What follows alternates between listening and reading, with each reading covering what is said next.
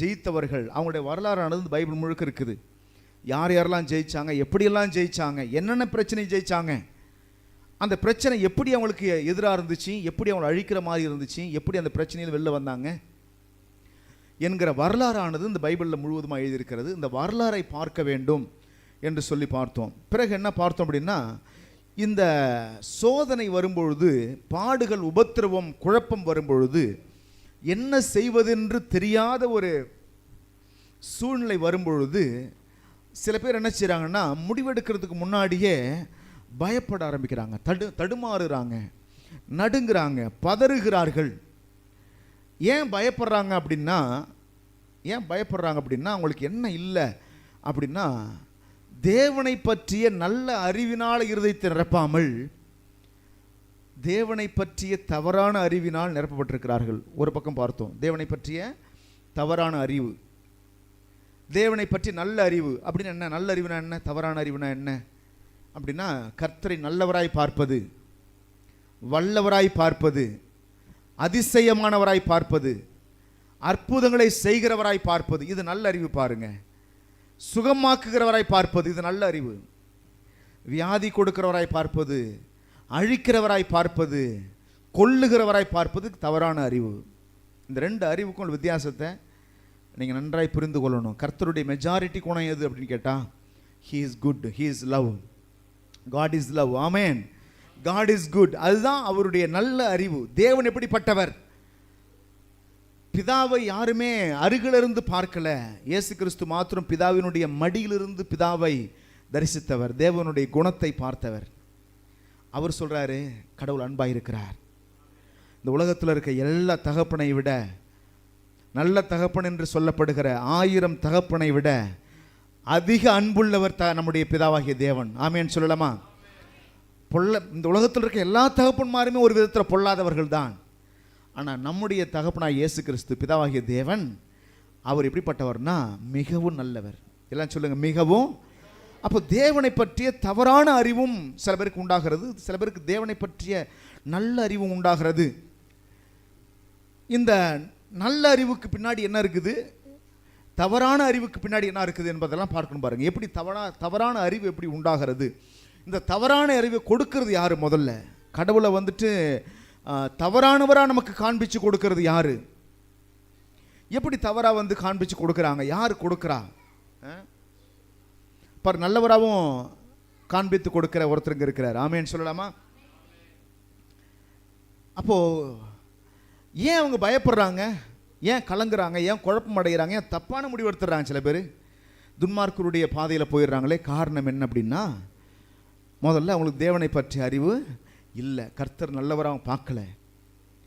12 வருஷம் பெரும்பாடுள்ள ஸ்திரீ வாழ்நாளெல்லாம் மருத்துவர்களை பற்றியே கேள்விப்பட்டா. எந்த ஊரில் எந்த டாக்டர், எந்த விஷயத்தில் ஸ்பெஷலிஸ்ட், எந்த மருத்துவம் பார்க்க அவர் சிறந்தவர் என்று அநேக மருத்துவர்களை குறித்து கேள்விப்பட்டு அந்த மருத்துவர்களை எல்லாம் தேடி வைத்தியம் பார்த்து ஆஸ்திகள் எல்லாம் அழித்து போட்டாள். அப்படின்னா என்ன அர்த்தம்னாக்க, ஒவ்வொரு ஆஸ்தியாக விற்று விற்று விற்று வைத்தியம் பார்த்துருக்கிறா. கிட்டத்தட்ட எவ்வளோ சொத்தை இழந்திருப்பான்னு தெரியலை. வைத்தியர்களை பற்றி அவ்வளோ அறிவும் அவளுக்கு என்னத்தை கொடுத்துச்சு அப்படின்னா, இழப்பை தான் கொண்டு வந்தது. இன்னைக்கு கூட பார்த்தீங்கன்னா, ஒருத்தங்க வியாதி இருந்தாங்கன்னாக்க, உடம்பு சரியில்லாமல் இருந்தாங்கன்னா அவங்களுக்கு ஆலோசனை கொடுக்க அநேகர் வருவாங்க. சொல்லுவாங்க, அந்த டாக்டரை பார்த்தீங்களா, இந்த டாக்டரை பார்த்தீங்களா, இந்த ஊர் ஒரு டாக்டர் இருக்கிறாரு, அவர் அப்படியே செய்வார், இவர் இப்படி செய்வார்னு பல ஆலோசனைகளை கொடுப்பாங்க. இந்த குடும்பத்தார் பார்த்தீங்கன்னா, அவங்க பேச்சை கேட்டு இருக்கிற சொத்தெல்லாம் விற்றுட்டு இங்கேருந்து போயிட்டு அந்த பணத்தையெல்லாம் செலவு செய்து எல்லா வைத்தியரையும் பார்ப்பாங்க.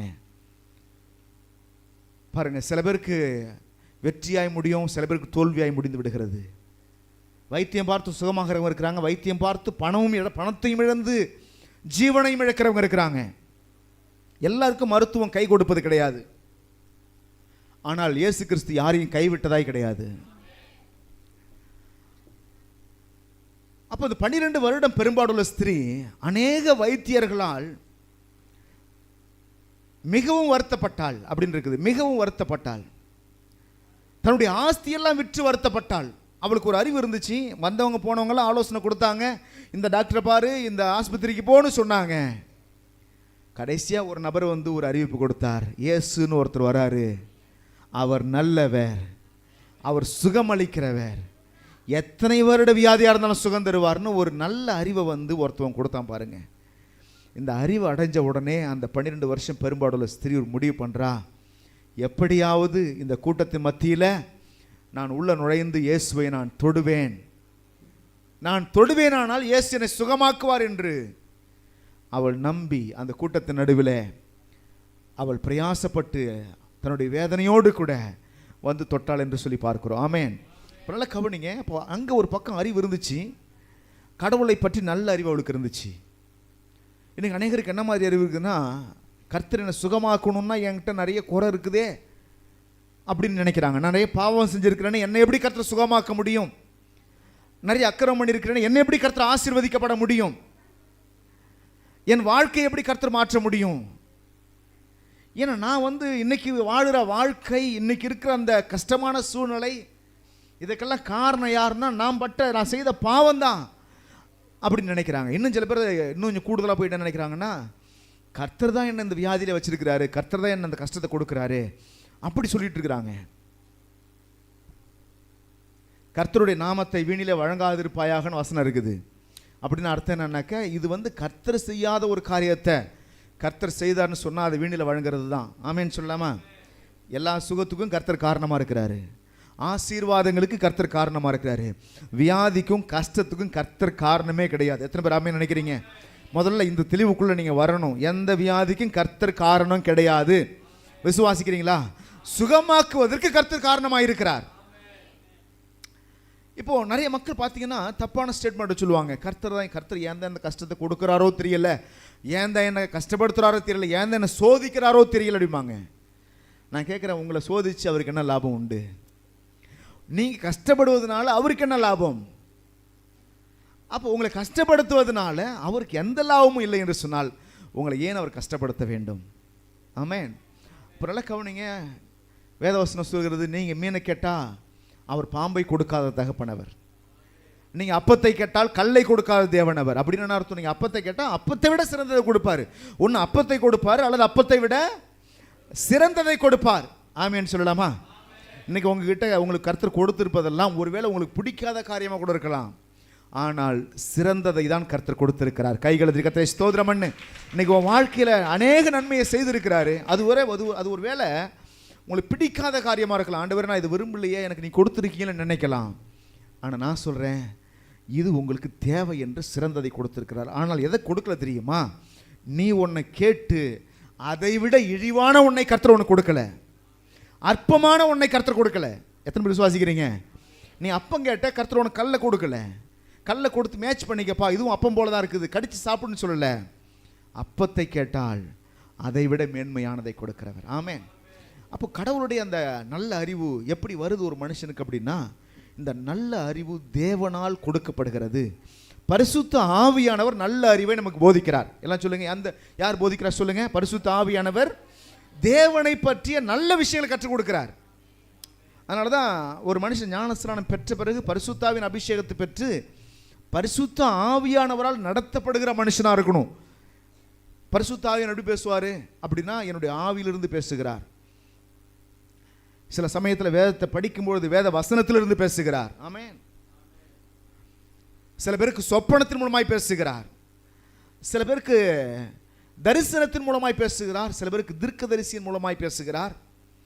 ஆக மொத்தம் தேவன் தம்முடைய திட்டத்தை வெளிப்படுத்தி கொண்டுதான் இருக்கிறார். ஆமென். கர்த்தர் எப்படிப்பட்டவர் என்பதை வெளிப்படுத்துகிறார். கர்த்தர் நம்மை ஆசீர்வதிப்பாராக. அப்போ இந்த பயத்துக்கு பின்னாடி என்ன இருக்குது அப்படின்னா, மனிதர்கள் பாருங்க, கண்ணால் காண்பதை வைத்து, காதால் கேட்பதை வைத்து, சரீரத்தில் உணர்வதை வைத்து, இந்த கண் மூலமாக, காது மூலமாக, சரீர உணர்வுகள் மூலமாக இந்த உலகத்தை பார்க்கிறார்கள், சூழ்நிலைகளை பார்க்கிறார்கள், பிரச்சனைகளை பார்க்கிறார்கள். எப்படி பார்க்குறாங்க? கண்ணால் காண்பது மூலமாக, காதால் கேட்பது மூலமாக, சரீரத்தினால உணர்வதன் மூலமாக. எல்லாம் கவனிங்க. எப்படி உலகத்தில் உள்ள இன்ஃபர்மேஷன் எப்படி அவங்க பெற்றுக்கொள்கிறாங்க, தகவல்களை எப்படி பெற்றுக்கொள்கிறாங்க. ஒன்று காண்பதன் மூலமாய் பெற்றுக்கொள்கிறாங்க, அல்லது கேட்பதன் மூலமாய் பெற்றுக்கொள்கிறாங்க, அல்லது உணர்வதன் மூலமாய் பெற்றுக்கொள்கிறார்கள். இப்போ இந்த காண்பது கேட்பது இதெல்லாம் நம்மளை பாதிக்குதான்னு கேட்டால் பாதிக்கிறது. எப்படி பாதிக்குது? இப்போ சந்தோஷமாக ஒருத்தவங்க இருந்துகிட்டு இருக்கிறாங்க, சந்தோஷமாக சிரித்து பேசிக்கிட்டு வீட்டில் அப்படியே குதூகலமாக இருக்கும்பொழுது திடீர்னு ஒரு துக்க செய்தியை ஒருத்தவங்க வந்து சொல்கிறாங்க, இதை போல் இன்னாருக்கு இப்படி ஆயிடுச்சு அப்படின்னு சொன்ன மாத்திரத்தில் அந்த வீடே, அந்த வீட்டினுடைய அட்மாஸ்பியரே மாறிடுது. அப்படியே ஒரே செகண்டில் எல்லாருமே என்ன செய்கிறாங்க? அழ ஆரம்பிக்கிறாங்க. அப்போ இந்த காதால் கேட்கிற செய்தி எந்த அளவுக்கு பாதிக்குது பாருங்க. அப்போ இன்ஃபர்மேஷனை, உலகத்தில் உள்ள தகவல்களை மனிதர்கள் என்ன செய்கிறாங்கன்னா எதன் மூலமாய் பெற்றுக்கொள்கிறாங்கன்னா இந்த மாம்சத்தின் மூலமாய் பெற்றுக்கொள்கிறார்கள் ஒரு பக்கம். இரண்டாவது இன்னொரு கூட்டம் இருக்குது, தகவல்களை பரிசுத்தாவியின் மூலமாய் பெற்றுக்கொள்கிற கூட்டம். எல்லாம் சொல்லுங்க, மாம்சத்தின் மூலமாய் உலகத்தின் தகவல்களை பெற்றுக்கொள்வது, மாம்ச பிரகாரமாய் செயல்படுவது, ஆவியினால் தகவல்களை பெற்றுக்கொள்வது, ஆவிக்குரிய ரீதியில் நடப்பது. எல்லாம் சொல்லுங்க, மாம்சத்தினால், மாம்சத்தின் மூலமாய் உலகத்தின் தகவல்களை பெற்றுக்கொள்வது, மாம்சத்தின்படி வாழ்வது, ஆவியானவரால் தேவனுடைய தகவல்களை பெற்றுக்கொள்வது, ஆவியானவரால் நடத்தப்படுவது. இந்த ரெண்டு வகையான வாழ்க்கை முறையை பற்றி நான் பார்க்க போறேன் இன்னைக்கு. ஆமேன்னு சொல்லலாமா? கடந்த வாரம் ரெண்டு விதமான வழியை பற்றி பார்த்தோம். இன்னைக்கு ரெண்டு விதமான அறிவை பற்றி பார்க்க போறோம். இப்போ இந்த மாம்சத்தின் மூலமாய் வருகிற அறிவு என்னத்தை சொல்லுது அப்படின்னு கேட்டா, இந்த மாம்சத்தின் மூலமா என்ன அறிவு உண்டாகுது? ஒரு கில்ட்டி கான்சியஸ் உண்டாகுது, ஒரு பாவி என்ற உணர்வு உண்டாகுது. மனுஷன் என்னைக்கு நன்மை தீமை அறியத்தக்க கனியை சாப்பிட்டானோ அதுக்கப்புறம் அவனுக்கு என்ன வந்துச்சு அப்படின்னா, தான் ஒரு நிர்வாணி என்ற அறிவு வந்துச்சு. முதல் அறிவே தன்னை பற்றிய அறிவு தான் வந்துச்சு அவனுக்கு. நான் ஒரு நிர்வாணி, நான் கடவுளை சேர தகுதியற்றவன், நான் ஒரு பாவி என்ற அறிவு அவனுக்கு வந்துச்சு பாருங்க. இந்த அறிவு வந்த உடனே என்னாச்சுன்னா ஓடி போய் ஒளிந்து கொண்டான். இப்போ நல்லா கவனிங்க, இந்த நன்மை தீமை அறியத்தக்க கனியை சாப்பிட்றதுக்கு முன்னாடி வரைக்கும் அவன் என்ன கோட் சுட்டா போட்டுட்டு இருந்தான்? இல்லை. அல்லது நன்மை தீமை அறியத்தக்க கனியை சாப்பிட்றதுக்கு முன்னாடி கர்த்தர் தான் அவனை பார்க்கலையா? பார்த்தாரு. ஆனால் இந்த கனியை சாப்பிட்டதுக்கு அப்புறம் இப்போ இந்த மாம்சத்தின் மூலமாய் தகவல்களை பெறுகிற மனுஷனாய் மாறிவிட்டான். காண்பதன் மூலமாய் தகவல்களை பெறுகிற மனுஷனாக மாறிவிட்டான். இப்படி எப்படி சில பேர் நம்ம மக்கள் எப்படி மாறுறாங்கன்னு கேட்டால் இப்படி தான் மாறி இருக்கிறாங்க. எப்படி மாறுறாங்க? கண்ணால் பார்ப்பதை வச்சு சூழ்நிலை பெருசாக பார்க்குறாங்க. ஐயோ இவ்வளோ பெரிய பிரச்சனை, இவ்வளோ பெரிய கஷ்டம், இவ்வளோ பெரிய வியாதி. காதால் கேட்பதை வைத்து பெரிய பிரச்சனை, பெரிய வியாதின்னு பார்க்குறாங்க. ரிசல்ட்டை பார்க்குறாங்க, ரிப்போர்ட்டை பார்க்குறாங்க, டாக்டர் சொல்கிற வார்த்தையை கேட்குறாங்க, சூழ்நிலையை பார்க்குறாங்க, எதிரிகள் விடுகிற சவால்களை காதால் கேட்குறாங்க. இதெல்லாம் பார்த்துட்டு பயப்படுறாங்க. நம்ம இன்னைக்கு ஒரு மனுஷனை பெஸ்ட் எக்ஸாம்பிளாக நம்ம பார்க்கணும்னு சொன்னால் தாவீதினுடைய வாழ்க்கையை பார்க்கலாம். தாவீதுக்கு ரெண்டு விதமான நபர் கண்களில் தெரிந்தார்கள். ஒன்று, மாம்ச பிரகாரமாய் மலை போல் நிற்கக்கூடிய கோலியாத் ஒரு புறம், மறுபுறத்திலே கோலியாத்தை காட்டிலும் பெரியவராயிருக்கிற தேவன் ஒரு புறம். ஆமேன்னு சொல்லலாமா? இந்த பக்கம் மாம்சம் மலை போல ஒருத்தன் நிற்கிறான். 10 அடி 11 அடி உயரத்தில் ஒரு மனுஷன் இருக்கிறான். இப்போ நான் ஒரு 5 அடின்னு சொன்னாக்க ஒரு 11 அடி உயரத்தில் ஒரு மனுஷன் எப்படி இருப்பான்னு சிந்திச்சு பாருங்க. அவனுடைய கை கால் எவ்வளோ பெருசு இருக்குன்னு சிந்திச்சு பாருங்க. அவனுடைய தலை எவ்வளோ பெருசு இருக்குன்னு சிந்திச்சு பாருங்க. அவனுடைய பலம் எவ்வளோ பெருசு இருக்குன்னு சிந்திச்சு பாருங்க. இப்போ இந்த கோலியாத் வந்து ஒரு நாட்டுக்கே விரோதமாக சவால் விடுறான். சொல்றான், நான் ஒருவனாய் இருக்கிறேன், உங்கள் நாட்டிலிருந்து ஒரு மனுஷனை அனுப்புங்கள், நாங்கள் 2 பேரும் சண்டை போடுறோம். உங்கள் நாட்டை சார்ந்த மனுஷன் ஜெயித்தால் எங்கள் நாடே உங்களுக்கு அடிமை, நான் ஜெயித்தால் உங்கள் நாடே எனக்கு அடிமை. இந்த சவாலை போடுறான், டெய்லி சவால் விடுறான். சவால் வந்து ராஜாவுடைய காதலை மட்டுமே இல்லை, ஆயிரக்கணக்கான போர் வீரர்கள் அங்கே சூழ்ந்திருக்கிறார்கள். இந்த பக்கம் இஸ்ரவேல் ஜனங்க சூழ்ந்திருக்கிறாங்க, இந்த பக்கம் பெலிஸ்தியர்கள் சூழ்ந்திருக்கிறாங்க. பெலிஸ்திய ராணுவம் ஆயிரக்கணக்கான லட்சக்கணக்கான பேர் இங்கே சூழ்ந்திருக்கிறார்கள். இந்த பக்கம் இஸ்ரவேலுடைய ராணுவம் ஆயிரக்கணக்கான பேர் சூழ்ந்திருக்கிறார்கள். இவன் விடுகிற இந்த எதிர் நாட்டை சார்ந்த பெலிஸ்தியா நாட்டை சார்ந்து வந்திருக்கிற இந்த கோலியாத் போடுகிற கோஷம் இங்க இருக்கிற 1000 பேருடைய காதலையும் விழுது. ஒருவன் கூட கோலியாத்தை எதிர்க்க துணியவில்லை. வாழ்க்கையில் சவால்களை சில பேர் எதிர்க்கவே துணியலை, சவால்களை கடந்து போகவே முயற்சி எடுக்கலை, பிரச்சனையை ஜெயிக்க வேண்டும் என்ற சில பேருக்கு தோன்றலை. என்ன சொல்கிறாங்க தெரியுமா? ஜாதகத்தில் சொல்லிட்டாங்க, 7 நாட்டு சனின்னு சொல்லிட்டாங்க, வீடை விட்டு வீடு மாறி இருக்குன்னு சொல்லிட்டாங்க, அதனால் என்ன செஞ்சிடலாம், வீடை விட்டு வீடு மாறி இருக்கலாம், அப்படி போயிட்டாங்க. பிரச்சனையை சவாலை மேற்கொள்ள ஜெயிக்க அவங்களுக்கு பயம், வேண்டாங்க அப்படின்றாங்க. பிரச்சனை ஜெயிக்கணும்னு தோண மாட்டேங்குது. அது ஒரு பெரிய விஷயமே இல்லை, கர்த்தர் என் கூட இருக்கிறாரு, என்ன நடக்குது பார்த்துடலாம், இதே வீட்டில் வாசம் பண்ணுவோம், எல்லாம் தலையெழுத்துப்படி தான் நடக்குதுன்னா கடவுள் எதற்காக, விதிபடி தான் நடக்குன்னு சொன்ன கடவுள் எதற்காக, அதை மாற்றக்கூடிய கடவுள் இயேசு என்று சொன்னால் இன்னைக்கு சவாலை நான் சந்திக்க போறேன், இதே வீட்டில் நான் வாழ போறேன். எனக்கு விரோதமாய் பேசப்பட்ட எல்லா குறியையும் அபத்தமாக்கி கர்த்தர் போட போகிறார். ஆமென். குறி சொல்லுகிறவர்களை கர்த்தர் என்ன செய்வாராம்? நிர்மூடராக்குவாராம். அது மூடராக்குவார், நிர்மூடராக்குவார். மூடர்னா என்ன அர்த்தம்?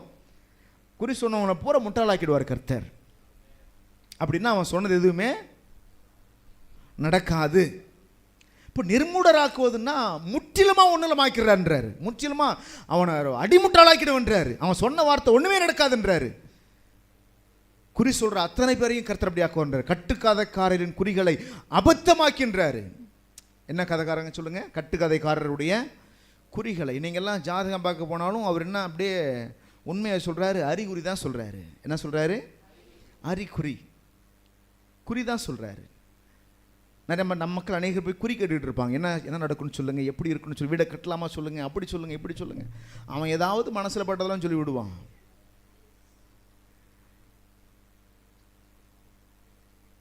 தேவனுடைய பிள்ளைகளே, இந்த பாருங்க, தகவல்களை எது மூலமாக பெற்றுக்கொள்றாங்க ஜனங்க? மாம்சத்தின் மூலம் பெற்றுக்கொள்கிறார்கள். அப்போ இந்த இஸ்ரவேல் ஜனங்க ஆயிரக்கணக்கான பேர் இருந்தாலும் ஒருவன் கூட கோலியாத்தை எதிர்க்க துணியவில்லை, சவாலை சந்திக்க துணியவில்லை, பிரச்சனையை ஜெயிக்க துணியவில்லை. காரணம் பயம். எல்லாருக்கும் பயம். ஆயிரக்கணக்கான பேர்ல ஒருத்தவன் கூட எழுந்து வரலைங்க.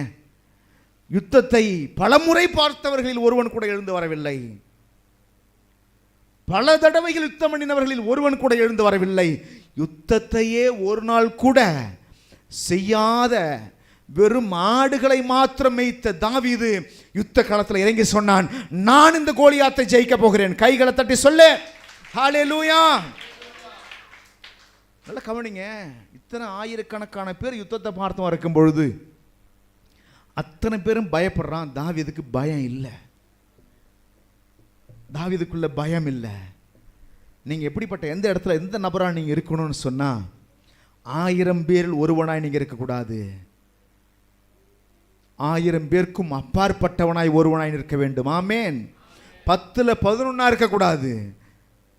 10 பேர்ல தலை சிறந்த ஒருத்தரா நிற்கணும். கர்த்தருடைய விருப்பம் என்ன தெரியுமா?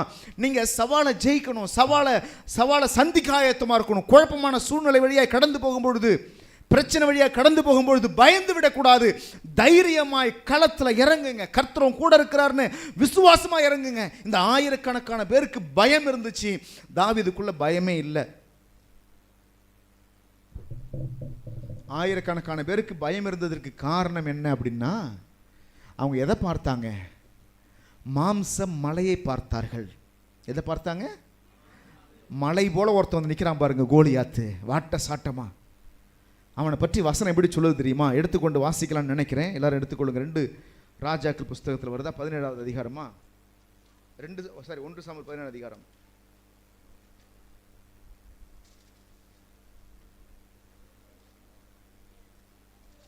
எடுத்துட்டீங்களா?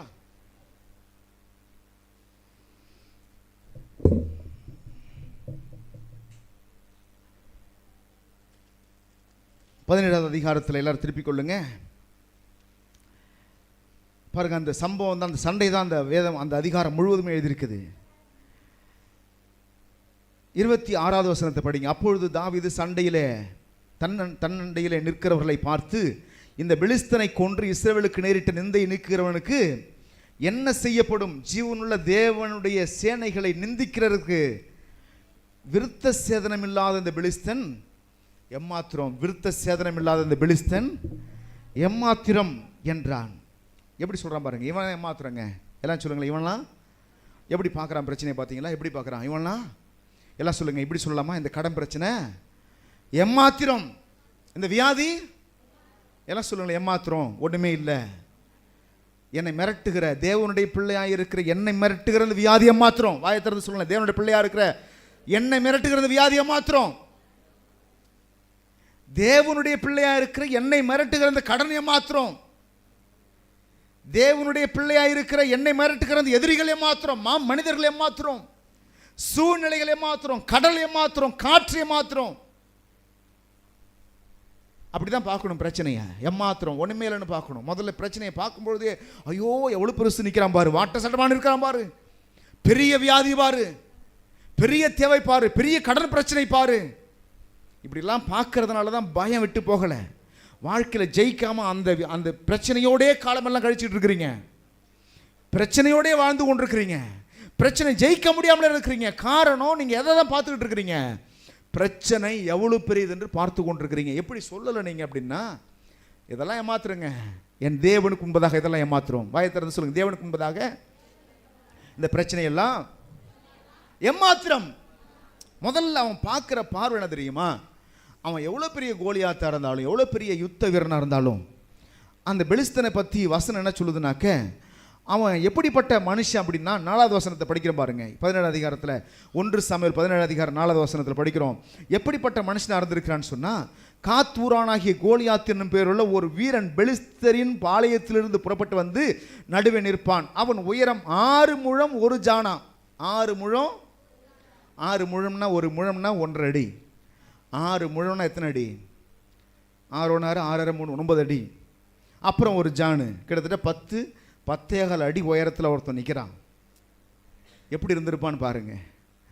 ஏன் இங்கே எழுதியிருக்குன்னா, அவனுடைய மாம்சத்தினுடைய பலன் எவ்வளோ பெருசு, இதை நீங்கள் சிந்திக்கணும். தாவீது எப்படிப்பட்ட நபரையே ஏமாத்துறன்னு சொல்கிறான் பாருங்க.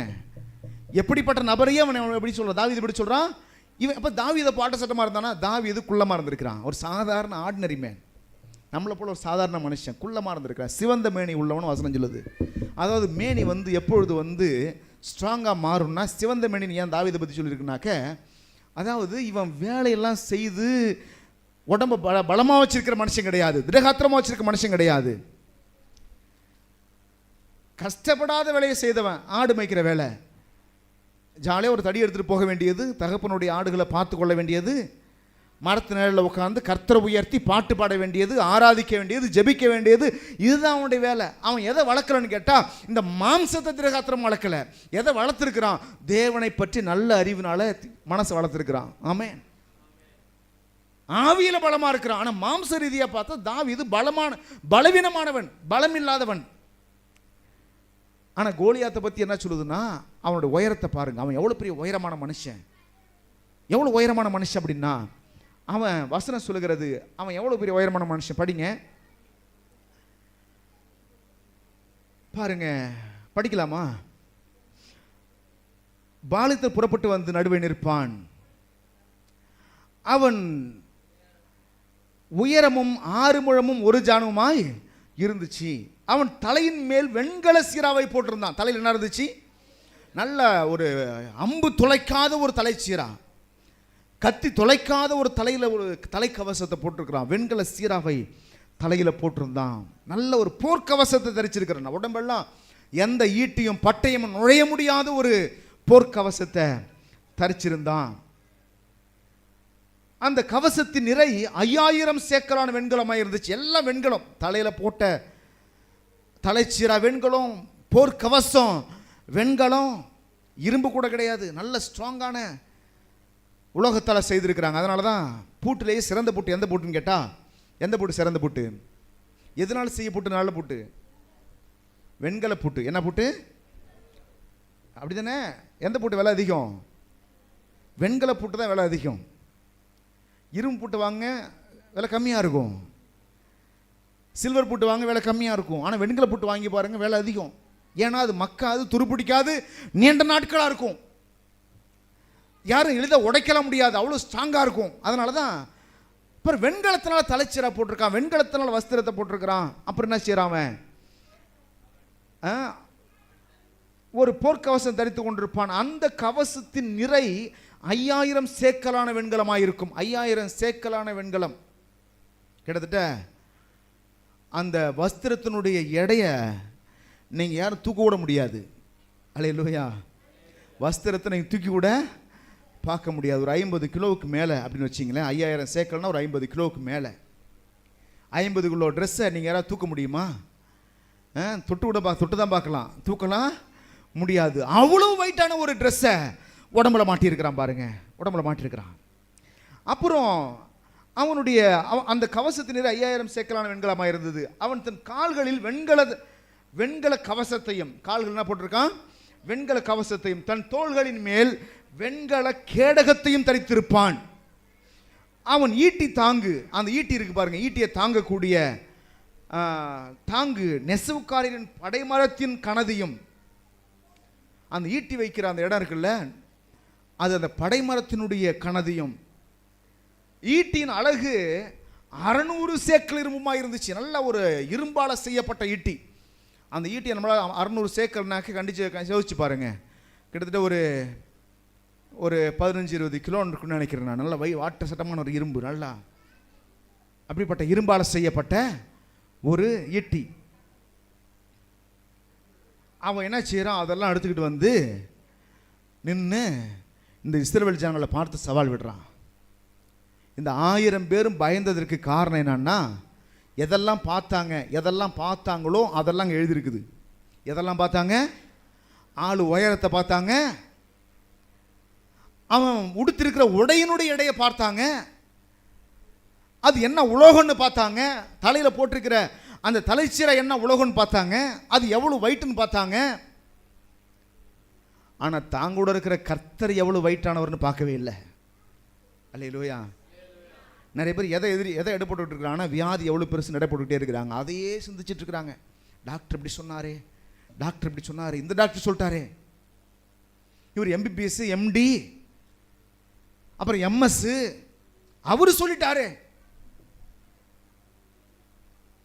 அப்படி பார்த்துட்டு இருக்கிறாங்க. டாக்டர் பெருசாக பார்த்துட்டு இருக்கிறாங்க. அதை போல தான் இந்த நபர்கள்லாம் இந்த 1000 பேரில் ஒருத்தவங்க கூட களத்தில் இறங்கல, அந்த கோலியாத்தை வீழ்த்துவதற்கு இறங்கல. காரணம் என்னன்னா, அவங்க எதை பார்த்தாங்க? கோலியாத்து எவ்வளவு பெரியவன் என்று பார்த்தார்கள். அவன் உடுத்தி இருக்கிற வஸ்திரம் எவ்வளவு பெருசுன்னு பாருங்க. அப்ப அறிவை எங்க இருந்து பெற்றுக்கொள்றாங்க? மாம்சத்தின் வழியாய், பார்வையின் மூலமாய், கேட்பதன் மூலமாய் அறிவை பெற்றுக்கொள்ளுகிறார்கள். இந்த எந்த அறிவையும் பெறாத ஒருத்தன் வந்திருக்கிறாங்க, தாவீது. அவன் பார்க்கிறான், ஒரு மாம்ச மலம் நிற்குது, அவனுக்கு கண்ணுக்கு தெரியுது. ஆனா அதை விட தன்னோடு கூட ஒருத்தர் இருக்கிறாரு, இந்த ஊரே பார்க்காத ஒருத்தர் தான் கூட இருக்கிறாரு. அவர் எவ்வளவு பெரியவர்னா, அவருடைய பார்வையில இவன் தூசி போன்றவன். ஆமேன்னு சொல்லலாமா? இப்போ நீங்க சொல்லுங்களேன், நீங்க பார்க்கிற பெருசா பார்க்கிற வியாதி இருக்குல்ல, அந்த வியாதியை விட உங்க கூட இருக்கிற கர்த்தர் இருக்கிறார் பாருங்க, அவர் பார்வையில அந்த வியாதி தூசி போல. உங்க கூட இருக்கிற கர்த்தருடைய பார்வையில உங்க கடன் பிரச்சனை ஒரு தூசி போல. உங்க கூட இருக்கிற கர்த்தருடைய பார்வையில உங்களுக்கு விரோதமா இருக்கிற மனிதர்கள் எல்லாம் ஒன்றுமே கிடையாது. அதனாலதான் வசனம் சொல்லுது, உன் பக்கத்துல 1000 பேர் விழுந்தாலும், உன் வலதுபுறத்துல 10000 பேர் விழுந்தாலும், 10000 பேர் வந்தாலும் சரி, ஒருவேளை இந்த கோலியாத்து 10000 பேருக்கு சமமானவனா இருந்தாலும் சரி, ஆண்டவர் சொல்றாரு, எத்தனை பேர் எதிராக வந்தாலும், 1000 பேர் 10000 பேர் எதிராக வந்தாலும், அத்தனை பேரும் உன்னை அழிக்க திட்டம் போட்டாலும், அந்த திட்டத்தில் ஒன்று கூட உன் மேல வந்து பலிக்காது. கையை தட்டி கர்த்தரை ஸ்தோத்திரம் பண்ணு. உன்னை அப்படிப்பட்ட 1000 10000 பேருக்கும் தப்புவித்து பாதுகாக்கிற கர்த்தர் நம்மோடு கூட இருக்கிறார். இப்ப என்ன பிரச்சனை அப்படின்னா, நமக்கு இந்த அறிவே இல்லை, இந்த தகவலே உள்ள வரல. என்ன தகவல்? கர்த்தர் என் கூட இருக்கிறான்ற தகவலே வரல. அதை கேட்பதற்கு நமக்கு நேரம் இல்லை. அந்த அறிவினால் நிரப்பப்பட நேரம் ஒதுக்கல. அதை ஒருத்தர் பிரசங்கம் பண்ணி கொண்டே இருக்கிறார், பரிசுத்த ஆவியானவர். நான் கூடவே இருக்கிறேன்ப்பா, நான் உன்னோடு கூட இருக்கிறேன், பயப்படாத. வியாதி வரும்பொழுது நான் கூட தான் இருக்கிறேன், பயப்படாத, நீ ஜெயிச்சிடலாம், உன்னை நான் சுகமாக்குவேன். உன் கூட இருந்து பேசிட்டு தான் இருக்கிறாரு. கடன் பிரச்சனை சந்திக்கும் பொழுது கர்த்தர் சொல்றாரு, பயப்படாத, தைரியமா நில்லு. ஒரு நாள் வரும், எழுதி வைத்துக்கொள். நீ கடன் கொடுத்து உன்னை மிரட்டின நபர்களை எல்லாம் மிரட்டுகிற நாள் வெகு தூரத்தில் இல்லை என்று கர்த்தர் சொல்லுகிறார். இப்போ பரிசுத்தர் பேசுறாரு அப்படின்னா நீங்க என்ன செய்யணும்? இன்னைக்கு இருக்கிற கடன்காரனை பார்த்து நடுங்கணுமா? தைரியமா நில்லுங்க, சவாலை சந்திங்க, சூழ்நிலை சந்திங்க. விலகி ஓடாதீர்கள், பயந்து ஓடாதீர்கள், நடுங்காதீங்க. என்ன சேர்ந்தலன்னு நடுங்காதீங்க, தைரியமா நில்லுங்க. கர்த்தர் நடத்துவார். எத்தனை பேர் விசுவாசிக்கிறீங்க? கர்த்தர் நடத்துவார். கிதியோனை பார்த்து கர்த்தர் சொல்றாரு, கிதியோனே பராக்கிரமசாலியே, கர்த்தர் உன்னோடு கூட இருக்கிறார். சூழ்நிலையை பார்த்துட்டு கர்த்தர் கூட இல்லைன்னு நினைச்சுக்கிட்டே இருக்கிற, கர்த்தர் என்னோடு கூட இருப்பாரான இவைகளெல்லாம் சம்பவிப்பானே. மீதியானர் வராங்க, நாங்கள் விதைக்கிறோம், நாங்கள் விளைச்சலை அறுவடைக்கு காத்திருக்கிற நேரத்தில் மீதியானர் வந்து அறுத்துட்டு போயிடுறாங்க, எங்களுடைய லாபத்தை பூரா சுரண்டிட்டு போயிடுறான். இப்படிலாம் நடக்குதே, அப்போ கடவுள் எங்கே கூட இருக்கிறாருன்னு சொல்கிறீங்களே, நான் எப்படி இதை நம்புறது? ஆனால் எனக்கு நடக்கிற சம்பவம் எல்லாம் நெகட்டிவாக நடக்கிறது. ஆனால் நீங்கள் சொல்கிறீங்க கர்த்தர் கூட இருக்காரு சொல்கிறீங்க. அது மட்டும் இல்லை, நானே பலவீனமான நபர், என்ன பார்த்து சொல்கிறீங்க நீ பராக்கிரமசாலின்னு சொல்கிறீங்களே. இது என்னுடைய கேள்வி அப்படி தான் இருந்துச்சு. ஆனால் கர்த்தர் சொன்னார், நீ பராக்கிரமசாலி தான், நான் உன் கூட இருக்கிற வரைக்கும் நீ பராக்கிரமசாலி தான். ஆமென். நான் உன்னை விட்டு விலகுகிற ஒரு நாள் வருமானால் அன்றைக்கு நீ பலவீனமானவன். எல்லாம் பக்கத்தில் பார்த்து சொல்ல போறீங்க, கர்த்தர் நம்ம கூட இருக்கிற வரைக்கும் நீ பலவீனனாக இருந்தாலும் பலவான் என்று எண்ணப்படுவாய். ஆமென். நீ பலவீனனாக இருந்தாலும் நீ பலவான். நீ உன் கூட கர்த்தர் இருப்பார்னா எவ்வளோ பெரிய சூழ்நிலையாக இருந்தாலும் நீ பராக்கிரமசாலி. அதையெல்லாம் கடந்து போகுவதற்கான பலனை கர்த்தரே நமக்கு தரப்போகிறார். விசுவாசிக்கிறீங்களா? எத்தனை பேர் விசுவாசிக்கிறீங்க? கர்த்தரே பலனை தரப்போகிறார். ஆமென். அதனால தான் பக்தர்கள் இப்படியாய் சொல்லுகிறார்கள், உம்மாலே ஒரு சேனைக்குள் பாய்வேன், உம்மாலே ஒரு மதிலை தாண்டுவேன். ஆமென். எவ்வளோ பெரிய சவாலான சூழ்நிலையாக இருந்தாலும் சரி, எதிரான சூழ்நிலையாக இருந்தாலும் சரி, பிரச்சனைகளாக இருந்தாலும் சரி, போராட்டமாக இருந்தாலும் சரி, நான் யாரால் அதை ஜெயிக்க போகிறேன் அப்படின்னா என்னை பலப்படுத்துகிற கிறிஸ்துவினால் ஜெயிக்க போகிறேன். ஆமென். என்னை பலப்படுத்துகிற கிறிஸ்து என்னோடு கூட இருக்கிறார். இந்த தகவலை பரிசுத்த ஆவியானவர் நமக்கு சொல்லிக் கொண்டே இருக்கிறார். பல நேரத்தில் நம்ம பலவீனமாக இருக்கிறது காரணமே இந்த தகவலை நம்ம கேட்பதே கிடையாது, இந்த செய்தியை கேட்பதே கிடையாது, பரிசுத்த ஆவியானவர் சத்தத்தை கேட்பதே கிடையாது, ஆண்டவர் பேசுகிற வார்த்தையை கேட்பதே கிடையாது. எதை தான் கேட்குறோம் தெரியுமா? 24 மணி நேரமும் ஜனங்க எப்படி கேட்குறாங்கன்னா, பிசாசினால் இயக்கப்படுகிற மனிதனுடைய வார்த்தையை கேட்டுக்கொண்டிருக்கிறார்கள். உங்கள் வீட்டுக்கு வருகிற விருந்தாளி எல்லாம் தேவனால் அனுப்பப்பட்டோன்னு நினைக்காதீங்க. உங்க கூட இருக்கிற நண்பர்கள் எல்லாம் தேவனால் ஏற்படுத்தப்பட்டோன்னு நினைச்சிட்டு இருக்காதீங்க. சில பேர் அதில் சாத்தானால் நடத்தப்பட்டவர்களாய் கூட இருக்கலாம். இயேசு கிறிஸ்து கூட தான் ஒருத்தன் இருந்தான், 3.5 வருஷமா கூட இருந்தான், யூதாஸ் காரியத்து. ஆனால் யாரால் நடத்தப்பட்டவன்? சாத்தானால் இயக்கப்பட்டவன். அவனோட வார்த்தையும் செய்கையும் எதன் அடிப்படையில் இருந்துச்சு? சாத்தானால் இயக்கப்பட்டதா இருந்துச்சு, சொல்லப்பட்டதா இருந்துச்சு. உன் கூட இருக்கிற எல்லா நபருமே ஆண்டவரால் இயக்கப்பட்டு வந்திருக்கான்னு நினைக்கக்கூடாது. வீட்டுக்கு வந்தவங்க சொல்றாங்க, சர்ச்சுக்கா போற, ஏன் இந்த வேலை பார்த்த, ஏன் அங்கே போன, என்னமோ பாவம் செய்கிற இடத்துக்கு போனது போல. இங்கே வரும்பொழுது நம்ம நல்லா கர்த்தரை ஆராதிக்கிறோம், நல்ல விஷயத்தை சொல்லி தரோம், வாழ்க்கையில் விடுதலை பெறுவது எப்படின்னு சொல்லி தரோம். 2வது ஜெபிக்கிறோம். எத்தனை பேர் இங்கே வந்து ஆசீர்வதிக்கப்பட்டவன், நடக்க முடியாத நடந்தவங்க நடந்த வரலாறு இருக்குது, குழந்தை பாக்கி இல்லாத குழந்தை பாக்கி பெற்றுக்கொண்ட வரலாறு இருக்குது, வியாதியஸ்தர் சுகமான வரலாறு இருக்குது, கர்த்தர் அற்புதமாய் சுகமாக்கி இருக்கிற, ஆசீர்வதிச்சிருக்கிறார், இவ்வளவு வரலாறு இருக்குது. என்னமோ போகக்கூடாத இடத்துக்கு போனது போல சினிமாவை போனால் விட்டுருவாங்க, எந்த பாவம் செய்ய போனாலும் கண்டுக்க மாட்டாங்க. ஆனால் சர்ச்சுக்கு வந்தால் மட்டும் ஏன் சர்ச்சுக்கு போனேன் அப்படிம்பாங்க. இங்கே வரும்பொழுது தாங்க உங்கள் மனசே முதல்ல விடுதலையாகும், உங்கள் எண்ணமே முதல்ல விடுதலையாகும், உங்களுடைய பழக்க வழக்கமே விடுதலை உண்டாகும், உங்கள் வாழ்க்கையிலே முதல்ல விடுதலை உண்டாகும், கண்ணே முதல்ல திறக்கப்படும் பாருங்க. இல்லைனாக்க இருளையே கிடப்பீங்க. வாழ்க்கைன்னா இப்படிதான்னு சொல்லிட்டு, வாழ்க்கைன்னா வியாதி வருந்தான்னு சொல்லிட்டு, இவ்வளோதான் தலையெழுத்துன்னு சொல்லிட்டு, இவ்வளோதான் விதின்னு சொல்லிட்டு அங்கே தான் கிடப்பீங்க. வாழ்க்கை ஒரு நாளும் மாறாது. அப்போ இங்கே வருவதில் எதற்காக வருகிறோம்னு சொன்னால் வாழ்க்கை மாற்றம் அடைய வந்து கொண்டிருக்கிறோம். ஆமென். அப்போது கோலியாத்தை பார்க்கும்பொழுது தாவீது எதனால் பயப்படலை அப்படின்னா, இவன் பார்வையே வேற மாதிரி இருக்குது. இப்போ எப்படி அந்த பார்வை இருந்திருக்கும் அப்படின்னா, முதலமைச்சருடைய மகனாக நீங்கள் இருப்பீங்கன்னு வச்சிங்களேன், தமிழ்நாடு முதலமைச்சருடைய மகன் நீங்கள் அப்படின்னு வச்சிங்க, தமிழ்நாடு முதலமைச்சருடைய மகன் நீங்கள் இங்கே கடைநிலை ஊழியராக இருக்கிற ஒரு சாதாரண ஒரு அரசு அலுவலரை பார்த்து பயப்படுவீங்களா நீங்கள்? எப்படி இருப்பீங்க? தைரியமாக நிற்பீங்க. கேட்டால் சொல்லுவீங்க, நான் முதலமைச்சருடைய பையன். இப்படி எடுத்துக்குவோம். நீங்களே ஒரு அமைச்சர், இப்போ என்ன செய்யலாம்? தைரியமாக நிற்கலாம். உங்ககிட்ட கரை எதுவும் கிடையாது, ஊழல் எதுவும் கிடையாது, லஞ்சம் கிடையாது, ஒன்றும் கிடையாது. நீங்கள் உண்மை உத்தமமாக அரசியல் பண்ணுறீங்க. இப்போ இன்னும் தைரியமாக நிற்கலாம். இப்போ நீங்கள் நிரபராதின்னு சொல்லிட்டு கோர்ட்டு சர்டிஃபிகேட் கொடுத்துருச்சு. அப்போ இன்னும் தைரியமாக நிற்கலாம். ஆமென். இப்போ பயப்படணுமா நீங்கள்?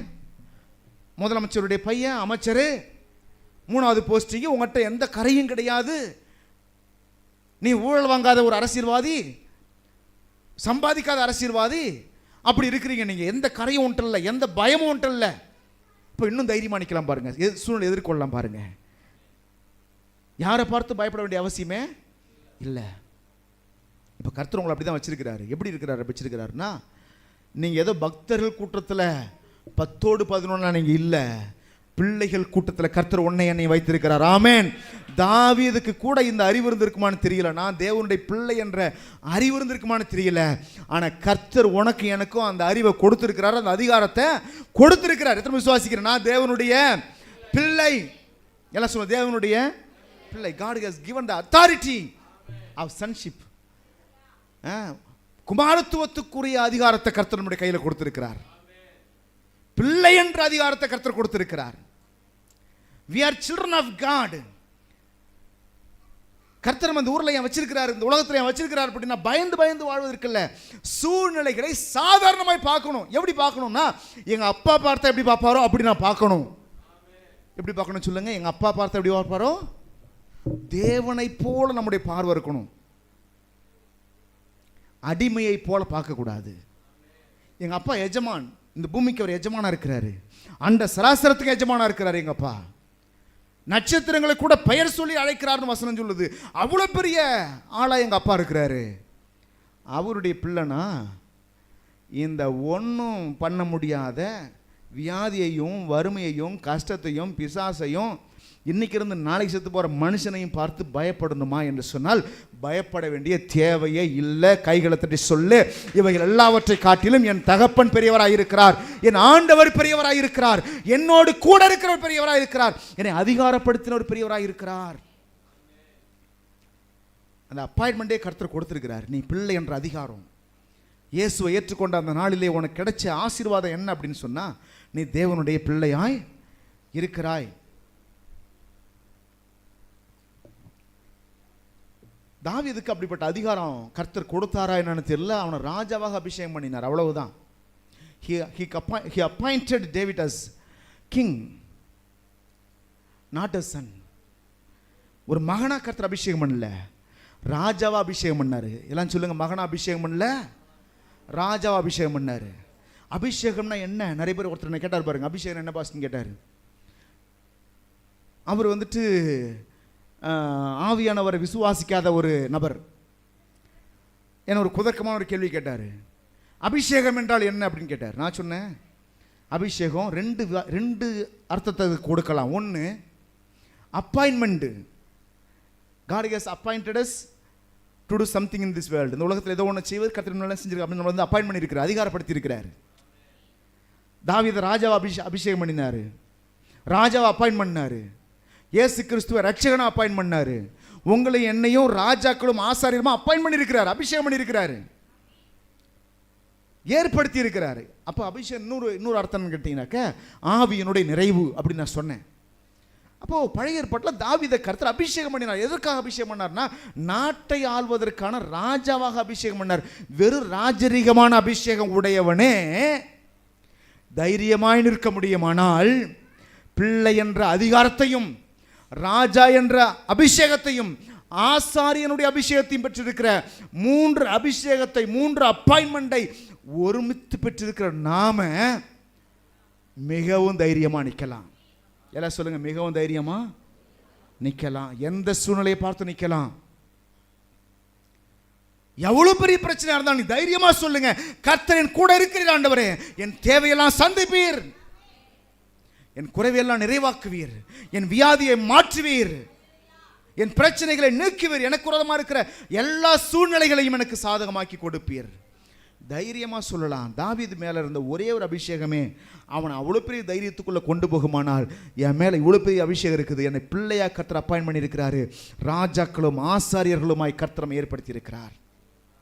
தைரியமா நிக்கலாம். தாவீது கோலியாத்தை பார்க்குறான். தாவீது கோலியாத்தை பார்த்துட்டு சொல்றான், இந்த பெலிஸ்தன் எம்மாத்திரம். எல்லாம் சொல்லுங்க, பெலிஸ்தன் எம்மாத்திரம். வாயை திறந்து சொல்லுங்க, பெலிஸ்தன் எம்மாத்திரம். கடன் பிரச்சனை எம்மாத்திரம், வியாதி எம்மாத்திரம், சூழ்நிலைகள் எம்மாத்திரம், நெருக்கடிகள் எம்மாத்திரம். இதெல்லாம் ஒண்ணுமே கிடையாது. அவன் பார்க்குற மாதிரி எம்மாத்திரம்னு சொல்லிட்டு அதுக்கப்புறம் தாவீது போயிட்டு இந்த விஷயத்தை, தாவீது தைரியமா நிற்கிற விஷயத்தை கொண்டு போயிட்டு என்ன செய்யறாங்க அப்படின்னா, ராஜாவுக்கு அறிவிக்கிறாங்க.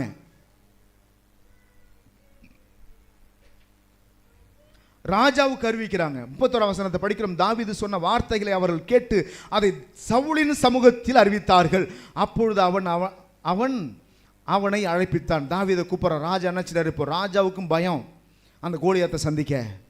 ஆயிரமான இராணுவத்திற்கும் பயம் அந்த கோலியாத்தை சந்திக்க. இப்போ ராஜா தாவீது பேசுகிற விஷயத்தை ராஜாவுடைய காது கொண்டு போகிறாங்க. இப்படி ஒரு பையன் வந்திருக்கிறான், அவன் தைரியமாக சொல்கிறான், இந்த கோலியாத்தை எம்மாத்திரம்னு சொல்கிறான், அவன் ஒன்றும் இல்லைன்னு சொல்கிறான். ராஜாவே அவனை அழைச்சிட்டு வரட்டுமான்றாங்க. இப்போ சவுல் சொல்கிறாரு, ஆயிரக்கணக்கான இராணுவ வீரர்கள் பயிற்சி பெற்றவன் இருக்கான், அத்தனை பேரும் பயப்படும் பொழுது, ராஜாவாகிய நானே பயப்படும் பொழுது ஒருத்தன் துணிச்சலாக வரான்னு சொன்னால் அவனை அழைச்சிட்டு வாங்கப்பான்றாரு.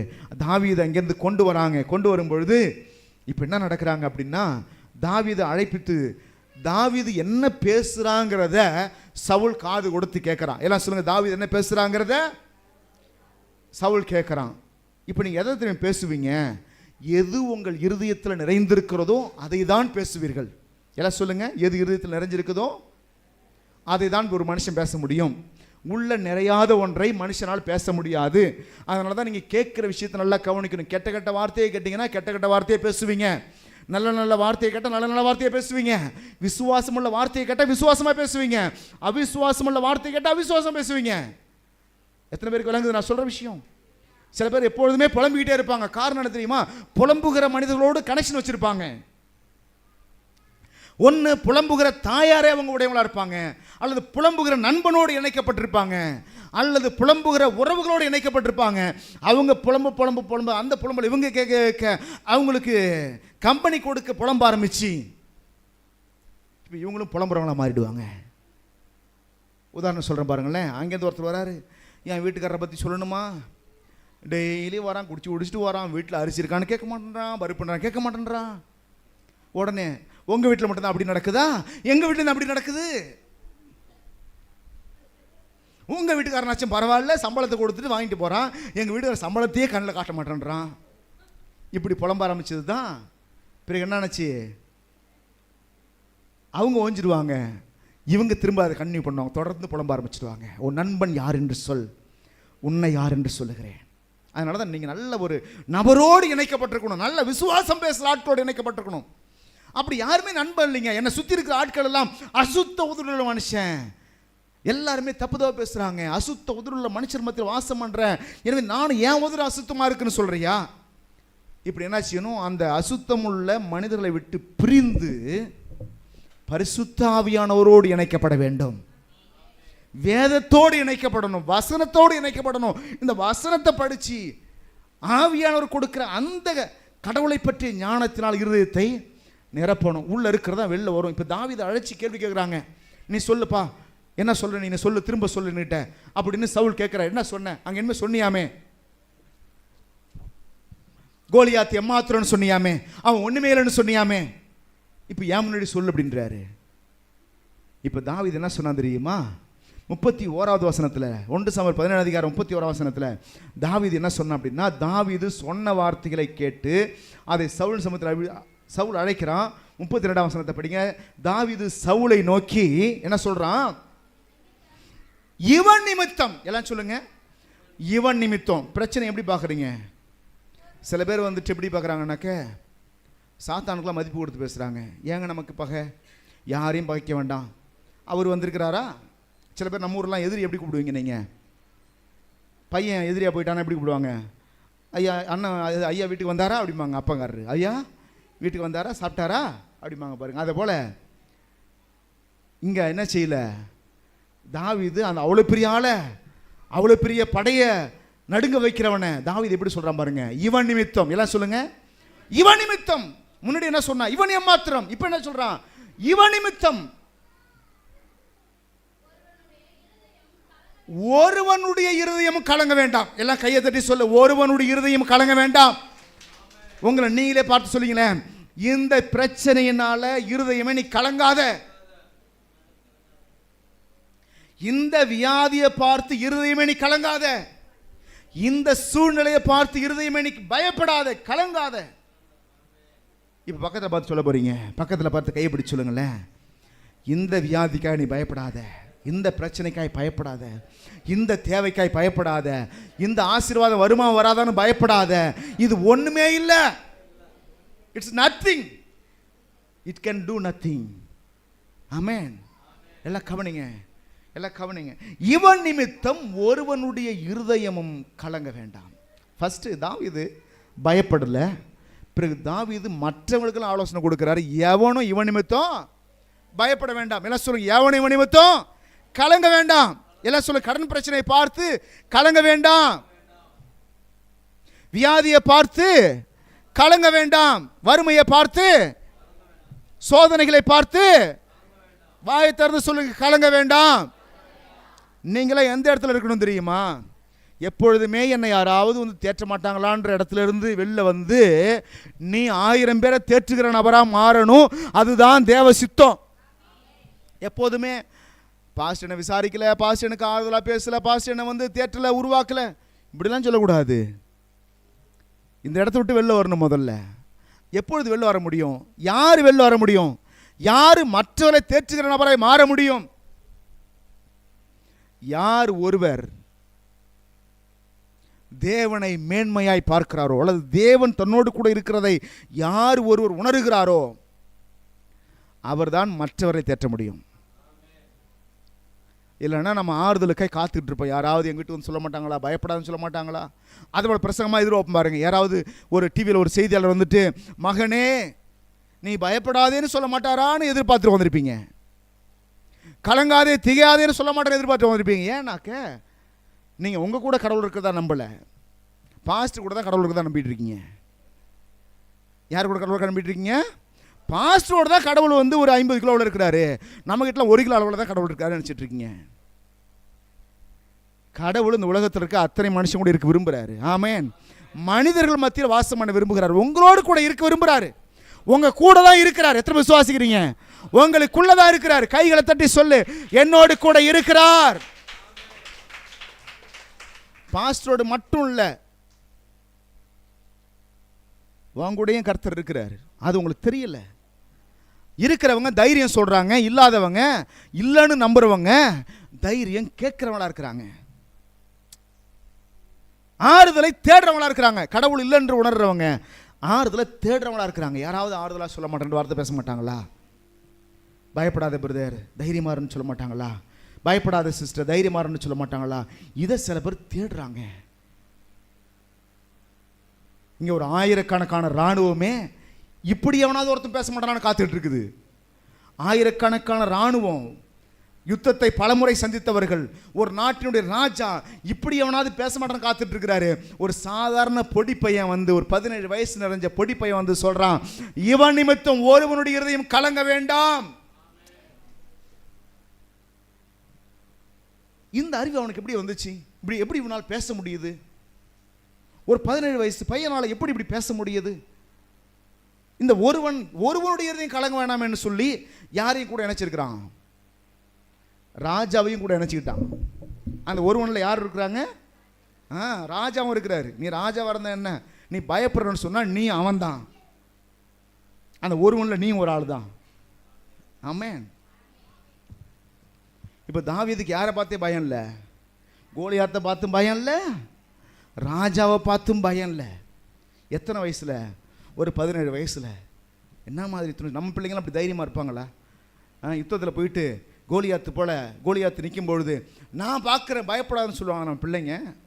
பெற்றோர்களும் பிள்ளைகள் உருவாக்கியிருக்கீங்களா? பயப்படாதமா, நான் பார்த்துக்கிறேன், பயப்படாதப்பா நான் பார்த்துக்கிறேன், நான் செய்கிறேன், நீ கவலைப்படாத, எதுக்கு பயப்படுறேன்னு சொல்கிற பிள்ளைகளை வளர்த்துருக்கீங்களா நீங்கள்? அப்படி விசுவாசம் உள்ள பிள்ளைகள் அவங்க பிள்ளைங்க இருக்கிறாங்களா? ஏன் இல்லை? அவங்க கடவுள் கூட இருக்கிறத அவங்க சொல்லித்தரல. நம்ம கர்த்தர் அவங்களோட கூட இருக்கிறாருன்னு சொல்லித்தரல. நாம என்ன நினச்சிட்டு 25 வயசு 30 வயசு ஆனதுக்கப்புறம் அவன் ரட்சிக்கப்படட்டும், அன்னைக்கு கடவுளை பற்றி அறிஞ்சுட்டு நினைக்கிறோம். இல்லை, சின்ன வயசுலேருந்து தாவீதுக்குள்ளே எந்த அளவுக்கு கடவுளை பற்றி அறிவு இருந்துச்சுன்னா, 17 வயசில் ராஜா முன்னாடி நின்றுட்டு சொல்கிறான், தைரியமாக பயப்படாமல். நம்மளா இருந்தால் எப்படி நிற்போம்? இப்படி கூணிக்கிட்டு நிற்போம். தைரியமாக சொல்கிறான், இந்த கோலியாத் நிமித்தம், அட இவன் நிமித்தம் ஒருவனுடைய இருதயமும் கலங்க வேண்டாம். இந்த துணிச்சலுக்கு பின்னாடி என்ன இருக்குது? தேவனை பற்றி நல்ல அறிவு இருக்குது. அந்த நல்ல அறிவு அவனுக்கு கொடுத்தது யாரு? பரிசுத்த ஆவியானவர். நல்ல அறிவை கொடுத்தது யார் சொல்லுங்க? பரிசுத்த ஆவியானவர். ஏன்னா அவனுக்குள்ள பரிசுத்த ஆவியானவர் தங்கி இருந்தார். சவுலை விட்டு நீங்கி தாவீதுக்குள் மேலே இறங்கினார். இந்த நல்ல அறிவு தான் அவனுக்கு பயத்திலிருந்து விடுதலை தருது. பாருங்க, ஒருவனுடைய இருதயமும் பயப்பட வேண்டாம், கலங்க வேண்டாம்னு சொல்லிட்டு அதுக்கப்புறம் சொல்றான், உம்முடைய அடியானாகிய நான் போய் இந்த பெலிஸ்தனோட யுத்தம் பண்ணுவேன். நான் போறேன் யுத்தம் பண்ண. ஆயிரக்கணக்கான ராணுவ வீரரெல்லாம் பயந்துட்டு கிடக்கிறான். ராணுவத்தில் ஒரு நாள் இணைஞ்சது கிடையாது, ஒரு நாள் கத்தியை பிடிச்சு பழக்கம் கிடையாது, ஒரு நாள் சண்டையை பார்த்து பழக்கம் கிடையாது. ஆனால் இன்னைக்கு நான் சொல்றேன், கர்த்தரை கூட இருப்பதை நான் சொல்றேன், நான் போகிறேன். எத்தனை பேர் சவாலை சந்திக்க ஆயத்தமா இருக்கிறீங்க? பிரச்சனையை சந்திக்க எத்தனை பேர் ஆயத்தமா இருக்கிறீங்க? பிரச்சனையை நான் கடந்து போன எத்தனை பேர் விசுவாசிக்கிறீங்க? ஆமேன். பிரச்சனை என்ன அழிக்காது, நான் பிரச்சனையை அழிக்க போறேன். சவாலை நான் ஜெயிக்க போறேன், வியாதியை நான் ஜெயிக்க போறேன், கடன் பிரச்சனை ஜெயிக்க போறேன். என்னை பலப்படுத்துகிற கிறிஸ்து எத்தனை லட்சம் கடனாக இருந்தாலும் அடைக்க உதவி செய்வார். அல்லேலூயா. இந்த மைண்ட் செட்டோட நீங்க போனா மட்டும்தான் உங்க கடனை ஜெயிக்க முடியும், உங்க பிரச்சனையை ஜெயிக்க முடியும். எனக்கு அன்பான என்னுடைய நண்பர் ஒருத்தர் இதே மாதிரி சத்தியத்தை போதிச்சுட்டு இருக்கிறாரு. அவர்கிட்ட நான் பேசும்போது சொன்னேன், இந்த கடன் பிரச்சனையில் உங்கள் விசுவாசிகள் யாராவது பாதிக்கப்பட்டிருக்காங்களா, உங்களுக்காக ஜெபம் பண்ணுறேன்னு கேட்டால் அப்போ சொன்னார் அவர், அப்படிப்பட்ட நபருக்குலாம் 2 மாதம் டைம் கொடுக்குறேன் அப்படின்னாரு. 2 மாதம் அவங்க என்ன செய்யணும்? இடைவிடாமல் விசுவாசம் பேசணும். குறைஞ்சபட்சம் 2 மாதம் கர்த்தர் கூட இருக்கிறாரு, நான் அடைப்பேன், நான் ஜெயிப்பேன், கர்த்தர் என்னை ஆசீர்வதிப்பார். 2 மாதம் விடாமல் இந்த விசுவாசம் பேசிட்டே இருப்பாங்கன்னா 2 மாதத்தில் அதை விட்டு வெளில வந்துடுவாங்க அப்படின்னாரு. எத்தனை பேர் விசுவாசிக்கிறீங்க? ஆமேன். வியாதியோடு போராடிக்கிட்டு இருக்கீங்களா? பேச ஆரம்பிங்க. எப்படி பேசணும்? ஐயோ வியாதி எவ்வளோ பெருசாக இருக்குது, வியாதியை ஜெயிக்க முடியாது, இது என்ன கொன்னுடும் போல் இருக்குது, இப்படிலாம் பேசுகிறீங்கல்ல, இதை ஸ்டாப் பண்ணிவிட்டு என் கூட இருக்கிற கர்த்தர் வியாதியை காட்டிலும் பெரியவராக இருக்கிறார். ஆமேன். இந்த வியாதி ஏமாத்திரம், இந்த வியாதி நிமித்தம் யாரும் கலங்காதீங்க. இதுதான் ஆண்டவர் புதிய ஏற்பாட்டில் செய்தார். எவ்விரு என்கிற ஜெபாலய தலைவனுடைய மகள் இறந்து போனதாக செய்தி வரும்பொழுது அவனுடைய அந்த பிள்ளையினுடைய தகப்பனை பார்த்து ஆண்டவர் சொல்றாரு, பயப்படாதே, விசுவாசம் உள்ளவனாயிரு என்று சொன்னார். எல்லாம் சொல்லுங்க, பயப்படாதே, விசுவாசம் உள்ளவனாயிரு. வீட்டுக்கு போறாங்க, ஒரே சந்தடி பண்ணி மக்கள் அழுது கொண்டிருக்கிறாங்க. இப்ப சொல்றாரு, பிள்ளை சாகல,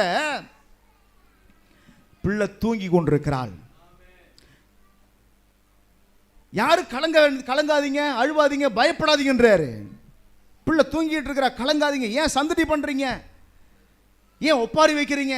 அழுவாதீங்க, பிள்ளை தூங்கிட்டு தான் இருக்கா, சாகலன்றாரு. ஊர்காரன் பூரா சொல்றான், இல்ல இல்ல பிள்ளை செத்து போயிடுச்சு. இயேசு சொல்றாரு, பிள்ளை சாகல, தூங்கிட்டு இருக்கிறா. நம்ம மக்கள்லாம் எப்படி பழகிட்டாங்கன்னு சொன்னா, ஊரோடு ஒத்து போயே பழகிட்டாங்க. அதனாலதான் வாழ்க்கையில மாற்றமே இல்லை. ஊரோடு ஒத்து போற பழக்கம் தான் நம்ம எல்லாருக்கும் இருக்குது. சாஞ்சா சாயிர பக்கம் செம்மறி ஆடுகளா இருக்கிறாங்க. 1000 பேர்ல ஒருத்தனும் வரல, நம்ம மட்டும் ஏன் முன்னாடி போகணும்? நம்மளும் 1000 பேர்ல 1001வது பேரா எங்கேயாவது இராணுவத்தில் இருந்துக்கிட்டு சம்பளத்தை வாங்கிக்கிட்டு போனோமா, இராணுவத்தில் உட்காந்து கிடந்தோமா, நானும் இராணுவ வீரன் ஊரெல்லாம் சொல்லிக்கிட்டோமா, சம்பளத்தை வாங்கினோமா, சாப்பிட்டோமா, வாழ்ந்தோமான இருக்கலாம். நமக்கு ஏன் தேவையில்லாத பிரச்சனை? ஒருத்தரும் முன்னு வரல. ஆனால் தாவீது முன்னுக்கு வந்திருக்கிறான். இவன் எந்த சம்பளத்தையும் வாங்கலை, எந்த சம்பளத்தையும் வாங்காத தாவீது முன்னுக்கு வந்து சொல்றான், சவுல் ராஜாவை பார்த்து சொல்றான், நான் போகிறேன் யுத்தத்துக்கு. அடுத்தது சவுல் என்ன செய்யறானாக்க, தாவீதை நோக்கி என்ன சொல்றானாக்க, நீ படிங்க,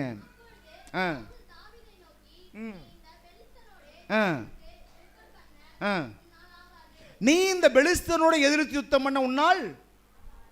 பாருங்க, எப்பொழுதுமே சூழ்நிலை என்னதான் சொல்லுது தெரியுமா? ஆகாது, நடக்காது, வராது, கிடைக்காது, ஜெயிக்க முடியாது, சுகமாக வாய்ப்பில்லை, நல்லா போக வாய்ப்பில்லை. இதை தான் உலகம் சொல்லி கொண்டிருக்கிறது, இதை தான் சூழ்நிலை சொல்லி கொண்டிருக்கிறது. இதை மாம்சத்தின் வழியாய் நீ பெற்றுக்கொண்டு, இந்த இன்ஃபர்மேஷனை பெற்றுக்கொண்டு இதன் அடிப்படையில் வாழ்வாயானால் நீ பயந்துக்கிட்டே தான் இருக்கணும். எத்தனை பேருக்கு புரியுது நான் சொல்கிற விஷயம்? இந்த தகவலெல்லாம் காதில் கேட்கும்பொழுது இங்கே பஞ்சு வச்சுக்கணும். நீங்கள் ராஜா சொல்கிறாரு, பல யுத்தத்தை பார்த்த ராஜா சொல்கிறாரு, யுத்தமே பார்க்காத தாவீதை பார்த்து சொல்கிறார், அவன் சின்ன பையனா நான் போறேன்றான். தாவீதை பார்த்து ராஜா சொல்கிறாரு, வேணாம்ப்பா உன்னால் ஆகாது. எத்தனை பேர் சொல்லியிருக்காங்க சர்ச்சைக்கு போனால் சரியாடுன்னு? யார் சொன்னா? அதெல்லாம் சர்ச்சைக்கு போனால் சரியாகாது, சர்ச்சையில் போக வேணாம் அப்படி எத்தனை பேர் தடுத்துருக்காங்க உங்களை? அதெல்லாம் தாண்டி வந்ததுனால தான் நல்லா இருக்கீங்க. இன்னைக்கு கையெழுத்து கர்த்தரை ஸ்தோத்திரம் பண்ணு. ஹல்லேலூயா. பணம் செலவு பண்ணுற இடத்துக்கெல்லாம் போம்பான், ஒரு ரூபா தர மாட்டான். அங்கே ஒரு ஆஸ்பத்திரி இருக்காங்க, போனியா அப்படிமா? சரி 5000 கொடுத்து அனுப்புனா பரவாயில்ல, ஒன்னையும் கொடுக்காம போனியான்னு என்ன அர்த்தம்? சரி என்னால் பணம் செலவு பண்ண வழி இல்லைப்பா, ஆண்டவர்கிட்ட போனால் சுகமாகன்னு இங்கே வரேன். இங்கே போவாத, ஒரு ரூபாயும் தரமாட்டான். அந்த டாக்டர் நல்லவர், இந்த டாக்டர் நல்லவர்னு சொல்லுவான். சரி என்கிட்ட பண வசதி இல்லைப்பா, ஏசப்பா சுகந்துட்டு சர்ச்சைக்கு போகிறேன், இங்கேயும் போவாதம்பா. இப்போ அப்படி தான் ஒரு ஆள் வந்து சொல்கிறான். தாவீது ஒருத்தன் துணிஞ்சு வந்திருக்கிறான், நான் பார்த்துக்கிறேன், யுத்தம் பண்ணுறேன், நான் ஜெயிப்பேன், கர்த்தர் என் கூட இருக்கான்னு சொல்ல ஒருத்தன் வந்திருக்கிறான். இவன் நிமித்தம் யாரும் பயப்படாதுன்னு ஒருத்தன் சொல்கிறான். ஆனால் ராஜாவே சொல்கிறாரு, இது உன்னால் ஆகாது. இப்படி உங்களை பார்த்து யாராவது சொன்னால் நீங்கள் என்ன சொல்ல போகிறீங்க? என்ன கவனிக்கிறீங்க? நீங்கள் வந்து விளையாண்டுக்கிட்டு இருப்பீங்கன்னா என்ன கவனிக்க மாட்டீங்களா? கவனிங்க. இப்படி உங்களை பார்த்து யாராவது சொன்னால் நீங்கள் என்ன செய்வீங்க? உனக்கெல்லாம் ஆகாதுன்னு சொன்னால் நீங்கள் என்ன சொல்லுவீங்க? ஊழியத்துக்கு முதலாக நான் வரும்பொழுது ஒரு அருமையான ஊழியக்காரரை பார்த்து நான் சொன்னேன். அவர் ஸ்ரீமுஷ்ணத்தில் ஊழியம் செய்கிறாருன்னு சொன்னாங்க. அவர் வீட்டுக்கு போயிட்டு சொன்னேன், பாஸ்டர் நீங்கள் ஊழியம் செய்யணும்னு சொல்லி கேள்விப்பட்டேன், நான் கருவூர்ச்சியில் சர்ச்சில் ஆரம்பிக்கலான்னு இருக்கிறேன், கர்த்தர் என்னை நடத்த விரும்புகிறாரு அப்படின்னு நான் சொன்னேன். அவர் எடுத்த உடனே அவர் சொன்னார் தெரியுமா? ஊழியெல்லாம் ரொம்ப கஷ்டங்க, ஊழியெல்லாம் ரொம்ப கஷ்டம். அது கருவூர்ச்சியை சொல்கிறீங்க, அது மோசமான ஊர். எத்தனையோ பாஸ்டருங்க போய் பார்த்துட்டு பிரச்சனையோடு வெளில வந்துட்டாங்க. அப்படி தான் எனக்கு ரிசல்ட் வந்துச்சு. பாருங்கள், அவர் என்கிட்ட சொல்லிகிட்டே இருக்கார் திரும்ப. நானும் பொறுத்து பார்த்தேன். ஒரு குறிப்பிட்ட நேரத்துக்கு அப்புறம் பொறுக்க முடியலனால அவர் சொல்கிற வார்த்தையெல்லாம் என்னை சபிக்கிற மாதிரியே இருக்குது. உன்னால் முடியாது, நீ அங்கெல்லாம் இருக்க சர்ச்சை நடத்த முடியாது, ஆத்துமால் ஆதாயம் பண்ண முடியாது, அதெல்லாம் ஊழியனாவே கஷ்டம், ஊழியன்னா ரொம்ப தேவை இருக்கும், எப்படி செய்வ போகிறன்னு ஏகப்பட்ட விஷயம் சொல்கிறார். நாங்கள் பாரு இவ்வளோ கஷ்டப்படுறோம், இத்தனை வருஷம் ஒழிஞ்சிடும், நாங்களே கஷ்டப்படுறோம், உனக்கு மட்டும் ஆசீர்வதிச்சுட்டு அப்படி இப்படின்னு சொல்கிறாங்க. ஒரு குறிப்பிட்ட நேரத்துக்கு அப்புறம் எனக்கு கோபம் வந்து சொன்னேன், இல்லை என்ன ஆண்டு நடத்துவாருங்க அப்படின்னு, என்ன கர்த்தர் ஆசீர்வதிப்பார். இப்போ நான் சொன்ன உடனே அவரும் தான் ஸ்டேட்மெண்ட்டை பின்வாங்கிறதா இல்லை, அவரும் விடாமல் சொல்கிறாரு முடியாதுன்னு. நானும் முடியும்னு விடாமல் சொல்ல வேண்டிய தேவையாயிடுச்சு. ஏன்னா அதை அக்செப்ட் பண்ணாக்க அவர் சொல்கிற அந்த அவிசுவாசமான காரியத்தை நான் ஏற்றுக்கொண்டதாய் போய்விடுமே. இதை போல் நிறைய அனுபவத்தை நான் சொல்ல முடியும். ஒரு ஊழியக்காரோட கூட்டத்துக்கு போயிருக்கும் பொழுது என் அனுபவத்தை சொல்கிறேன். நான் எங்கேயுமே அதை செய்வது கிடையாது. ஒரு ஊழியக்காரோடைய கூட்டத்துக்கு போயிருக்கும் பொழுது கடலூரில் அந்த பிரசங்கியார் வந்து ஒரு ஸ்டேட்மெண்ட்டை சொல்கிறார். என்ன ஸ்டேட்மெண்ட் சொல்கிறாருனாக்க, ஹவுஸ் விசிட்டிங் போகலனாக்க உன் சபைக்கு ஆத்துமாக்கள் வரமாட்டாங்க, அல்லேலூயா அப்படின்னாரு. எல்லா பாஸ்டர் என்ன செய்கிறாங்க, ஒன்று அல்லேலூயா. நான் கையை ரெடி கட்டினா வச்சுக்கிட்டேன் அப்படி வாயை திறக்கவே இல்லை. நான் அப்படி வச்சுட்டு உட்காந்துருந்ததை பார்த்து பக்கத்தில் இருந்த ஊழியக்காரர் ஒரு பாஸ்டர்னாரு, அல்லேலூயா சொல்லுயா, எல்லாம் சொல்கிறாங்க, சொல்லாமல் இருக்கீங்களா அப்படின்னாரு. எதுக்குங்க சொல்லணும்னு கேட்டேன். ஆத்துமாக்கள் வராதுன்னு ஒருத்தர் சொல்கிறாரு, அதுக்கு நான் அல்லேலூயா சொல்லணுமான்னு கேட்டேன். நம்ம மக்கள் அப்படியே அநேகர் அப்படி தான் இருக்கிறாங்க. எதை சொன்னாலும் ஆமாம் போடுவாங்க, எதை சொன்னாலும். டாக்டர் முடியாதுன்னு சொல்லிட்டாரமே, ஆமாம் சொன்னார் தான் அப்படி சொல்லுவீங்களா? டாக்டர் சொன்னால் என்னங்க, என் ஆண்டவர் சொல்லிருக்காரு சுகமாக்குவேன்னு, அப்படி சொல்ல தெரியல நிறைய பேருக்கு. இப்படி சொன்னால் எங்கே இவர் சர்ச்சைக்கு போகிறோன்னு தெரிஞ்சுட்டு என்ன பண்ணுறது? அதனால் அப்படிலாம் சொல்ல வேண்டாம். சர்ச்சைக்கு போகிறோன்னு தெரிஞ்சுட்டு என்ன பண்ணுறதுன்னு நினச்சிவாங்க இவங்க. ஆமாம்மா டாக்டர் சொன்னார் தான், ஐயே ஆமாம்மான்னு சொல்கிற வரைக்கும் வியாதி ஒன்று போகவே போகாது.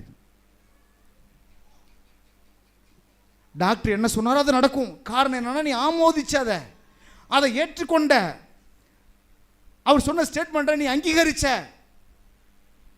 ஆமான்னு சொன்ன, அதுவே போதுமானது. நீ கையெழுத்து போட்டுட்ட அந்த ஒப்பந்தத்தில், ஆமாம் டாக்டர் சொன்னபடி எனக்கு என்ன செய்யாது, எனக்கு சுகமாகாத, நான் இறந்து போவேன் என்று டாக்டர் சொன்னதை நீ ஆமோதிச்சதுனால, கையெழுத்து போட்டதுனால உனக்கு அந்த சம்பவம் நடந்தே தீரும். நான் ஏற்கனவே சொல்லியிருக்கிறேன், வாழ்க்கைன்னு சொன்னால் சில பேர் சொல்கிறாங்க மேடு பள்ளம் வரதானே செய்யும். இப்படி நம்புறதுனால தான் மேடு பள்ளம் வந்துட்டே இருக்குது. இப்படி நம்புங்க, என் பாதையெல்லாம் செவ்வையை, என் பாதையெல்லாம் கர்த்தர் செவ்வை பண்ணுவார், மேடுகளை சமமாக்குவார், பள்ளத்தை நிரப்புவார். விசுவாசிக்க முடியுமா உங்களால? ஹல்லேலூயா. என் பாதை நெய்யாய் போய் நம்ப முடியுமா? இப்படி சொல்ல தெரியுமா உங்களுக்கு? ஒரு ஆளு சொல்கிறாரு வாழ்க்கைன்னா மேடு இருக்குது பள்ளம் வரும்னு சொல்லும்பொழுது உடனே நீங்கள் நினச்சிவீங்க அவர் என்ன பெரிய கண்டுபிடிக்க முடியாத தத்துவத்தை கண்டுபிடிச்சது போல. நீங்கள் என்ன செய்வீங்க சேர்ந்துக்கிட்டு, ஆமாங்க வாழ்க்கைன்னா மேடு இருக்கும், நீ சொல்கிறது உண்மைதானே. இந்த கில்லு ஜோசியம் எனக்கு வினவு தெரிஞ்சு பார்த்த அனுபவம் எனக்கு இல்லை. ஆனால் ஒரு நாளைக்கு ஒரு ஆசை இருந்துச்சு. ஏன்னா 16 வயசில் வயசு வந்துக்கிட்டதுனால கிளி ஜோசியம் பார்த்த அனுபவம் எனக்கு இல்லை. ஒரு நாள் என்ன தான் பார்க்குறாங்க ஜனங்க, அதை பார்க்கணுன்னு ஓரமாக போய் நின்றுக்கிட்டேன். ஒரு ஆளுக்கு இன்னும் அந்த கிளி ஜோசியக்காரர் கிளி ஜோசியம் பார்க்குறாரு.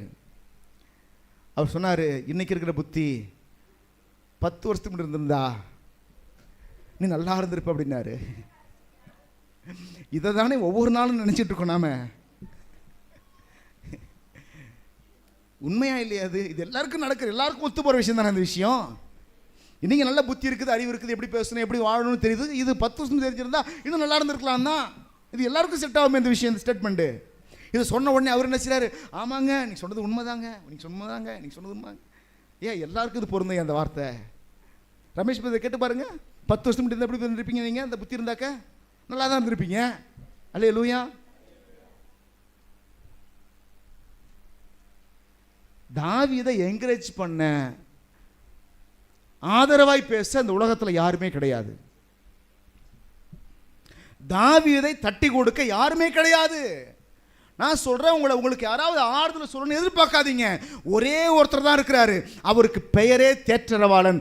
அவர் மட்டும்தான் உன்னை தேற்றுவார். கைகளை தட்டி சொல்லு, அவர் மட்டும்தான் உன்னை தேற்றுவார். பயப்படாதேன்னு சொல்லுவார், தைரியமா நில்லுன்னு சொல்லுவார், உன்னோடு கூட இருக்கிறேன்னு சொல்லுவார். அவர் பேர் என்ன சொல்லுங்க? தேற்றரவாளன். எல்லாம் சொல்லுங்க, தேற்றுகிறவர். அவருக்கு பேர் தான் பரிசுத்த ஆவியானவர். அவர் தான் நம்மளை பார்த்து சொல்றாரு, பயப்படாத, தைரியமா நில்லு, இதெல்லாம் ஒரு பெரிய விஷயமே கிடையாது, நீ ஜெயிச்சிடலாம், நீ மேற்கொள்ளலாம், நீ வாழலாம், நீ சுகமா இருக்கலான்னு அவர் தான் என்ன செய்யறாரு, 24 மணி நேரம் நமக்கு போதிச்சுட்டே இருக்கிறார். எல்லாம் சொல்லுங்க, 24 மணி நேரம் செய்றாரு, போதிச்சுக்கிட்டே இருக்கிறார். ஒரே விஷயத்தை திரும்ப திரும்ப சொல்றார், நீ ஜெயிக்கலாம், பயப்படாத, பயப்படாத, பயப்படாத. இப்போ தாவீதுக்கு ஆதரவா பேசவோ, ஆறுதல் படுத்தவோ, தட்டி கொடுக்கவோ யாரும் இல்லை. ஆனால் தாவீது தைரியமாய் நிற்கிறான். காரணம், அவன் அறிவை கண்கள் மூலமாய் பெற்றுக்கொள்ளவில்லை, அறிவை காதுகளின் மூலமாய் பெற்றுக்கொள்ளவில்லை, அறிவை ஆவியானவர் மூலமாய் பெற்றுக்கொண்டிருக்கிறான். ஆமென். ஆவியானவர் மூலமாய் பெற்றுக்கொண்ட அறிவெல்லாம் தேவனை பற்றிய அறிவுகள். இந்த உலகத்தில் எவன் பெரியவன், எவன் சின்னவன், என்ன வியாதி பெருசு, என்ன பிரச்சனை, வியாதி சின்னது, எந்த கடன் பெருசு, எந்த கடன் சின்னது, இந்த அறிவுலாம் அவனுக்கு கிடையாது. எந்த அறிவு தான் இருக்குது, என் தேவன் எவ்வளவு பெரியவர். எத்தனை பேர் கடவுளை பெரியவரா பார்க்குறீங்க? யார் கலங்காமல் இருக்கிறாங்கன்னா, யார் பயப்படாமல் இருக்கிறாங்கன்னா, யார் துணிச்சலாக இருக்கிறாங்கன்னா, யார் தைரியமாக இருக்கிறாங்கன்னா, யாரெல்லாம் கடவுளை பெரியவராய் பார்க்குறாங்களோ, கர்த்தரை பெரியவராக பார்க்குறாங்களோ, அத்தனை பேரும் சூழ்நிலையின் நடுவிலே, பிரச்சனையின் நடுவிலே, ஆபத்தின் நடுவிலே, இக்கட்டின் நடுவிலே, உபத்திரவத்தின் நடுவிலே, வியாதியின் நடுவிலே தைரியமாக இருக்கிறார்கள். வியாதி என்னை கொல்ல முடியாதுன்னு விசுவாசமாக இருக்கிறாங்க. நான் மரணத்துக்கு அடிமை கிடையாது, நான் மீட்கப்பட்டவன், நான் ரட்சிக்கப்பட்டவன், இருளின் அதிகாரத்திலிருந்து விடுதலையாக்கப்பட்டிருக்கிறேன். இருள் என் மேல் அதிகாரம் செலுத்தவே முடியாது. எல்லாம் சொல்லுங்க, இருள் என் மேல் அதிகாரம் செலுத்தவே. இருளாகிய சாபம், இருளாகிய வியாதி, இருளாகிய வறுமை, இருளாகிய பாவம் என் மேல் அதிகாரம் செலுத்தவே முடியாது. எல்லாம் சொல்லுங்க, என் மேல் அதிகாரம் செலுத்தவே முடியாது. அப்ப தாவீதை பார்த்து ராஜா சொல்றாரு, உன்னால இது ஆகாது அப்படின்னு சொல்றான். ஆனால் தாவீது என்ன சொன்னா தெரியுமா? 34ஆம் வசனத்தில் இப்படி ஒருத்தவங்கள்ட்ட சொல்லும் பொழுது தாவீது என்ன சொல்றான் பாருங்க, என்ன சொல்றான்னு கவனிங்க. ராஜாவே சொல்லும் பொழுது உடனே ஐயோ ராஜா சொல்லிட்டாரு, அவர் வார்த்தை எதிர்த்துலாம் பேச வேண்டாம், அவர் சொன்னால் ஏற்றுக்கிட்டு போகணும், அவர் சொன்னால் அவர் வார்த்தையை மதிக்கணும். அதனால் அவரே சொல்லிட்டாரு, முடியாதுன்னு சொல்லிட்டாரு. சரிங்க ராஜா, நீங்கள் சொன்னால் நான் போயிடுறேன் ராஜா, நான் சொன்ன விசுவாசத்தெல்லாம் வாபஸ் வாங்கிக்கிறேன், நீங்களே சொல்லிட்டீங்க, என் நம்பிக்கையை வாபஸ் வாங்கிக்கிறேன், நான் போயிடுறேன்னு போகலை. இப்போ தாவீது சவுலை பார்த்து சொல்கிறார். என்ன சொல்கிறார் தெரியுமா? என்ன சொல்கிறான் படிங்க.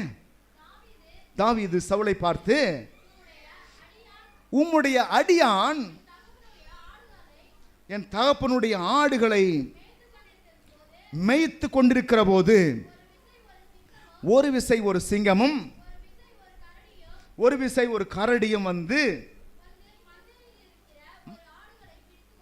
மந்தையில் இருக்கிற ஆடுகளை பிடித்து கொண்டது.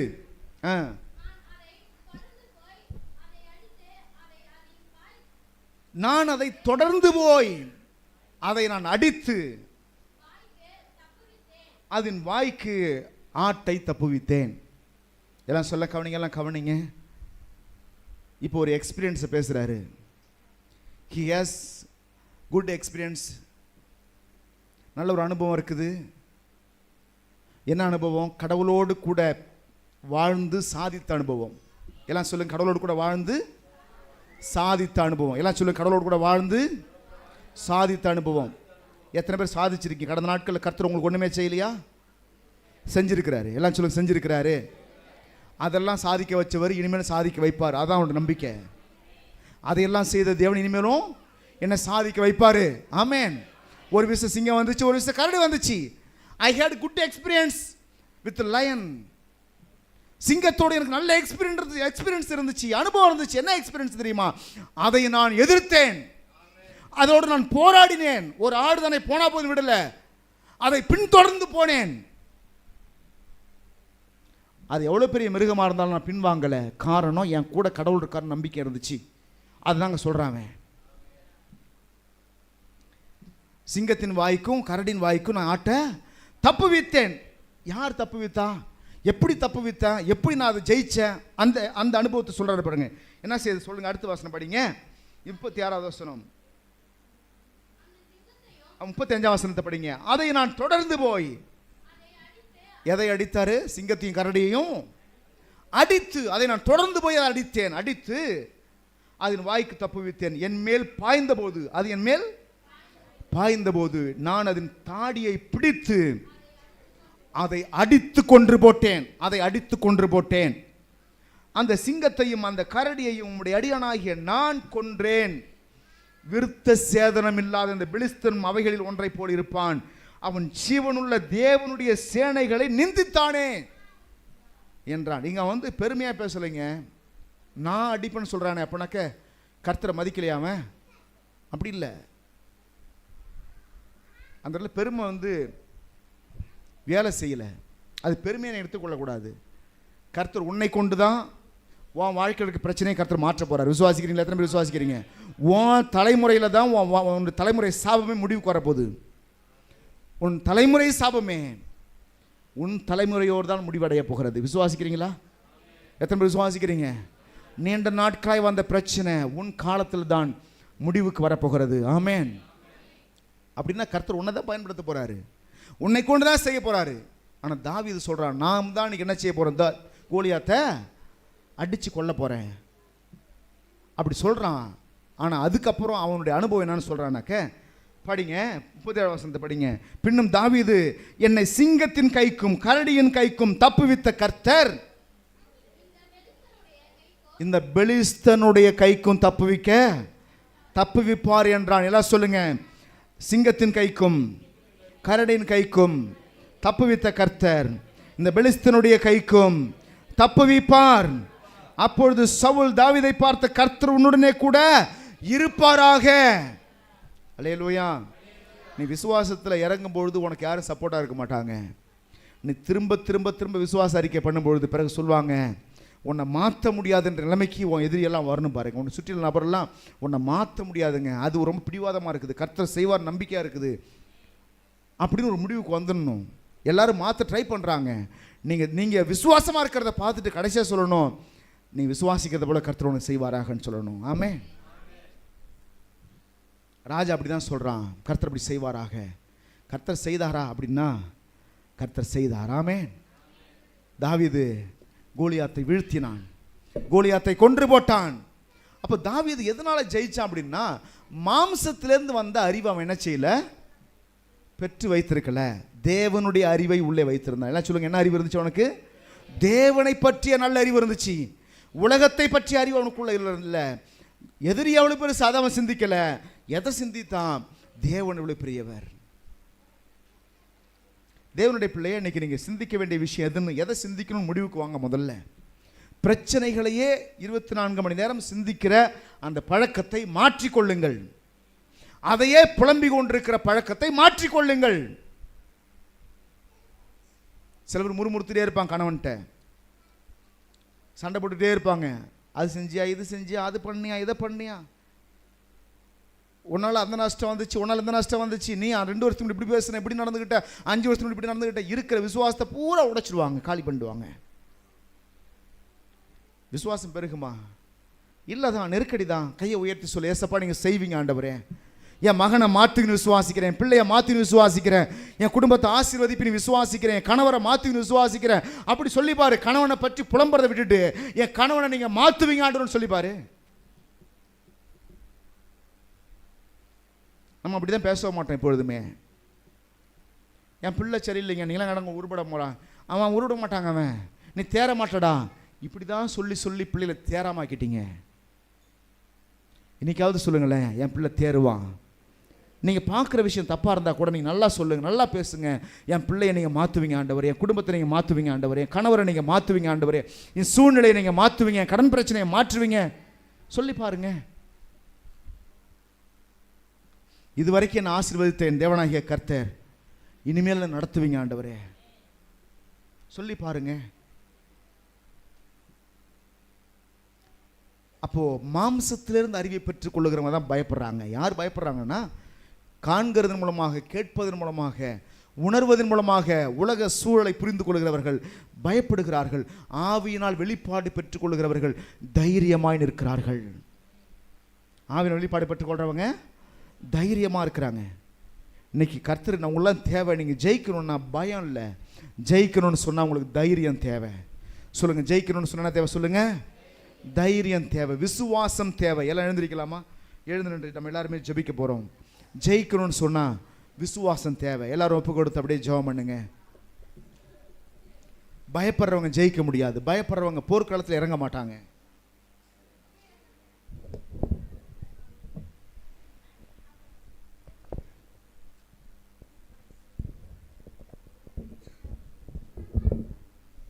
பயத்திலிருந்து வெளில வர முயற்சி பண்ணு. ஹல்லேலூயா. நன்றி ஆண்டவரே, ஸ்தோத்திரம் ஆண்டவரே, ஸ்தோத்திரம் கர்த்தாவே, ஸ்தோத்திரம்ப்பா.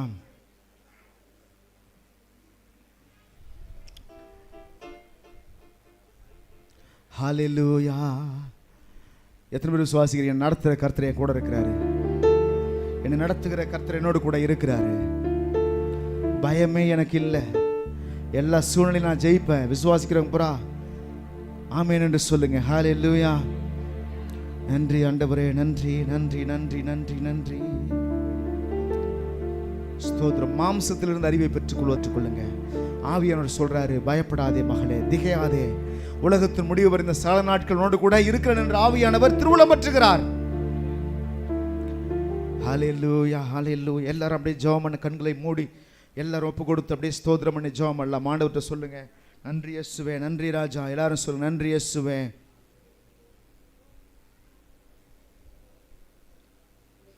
ஹல்லேலூயா, ஹல்லேலூயா, ஹல்லேலூயா. நன்றி ஆண்டவரே. Thank you Lord, thank you Jesus. நன்றி ஆவியானவரே, நன்றி ஆவியானவரே, நன்றி ஆவியானவரே.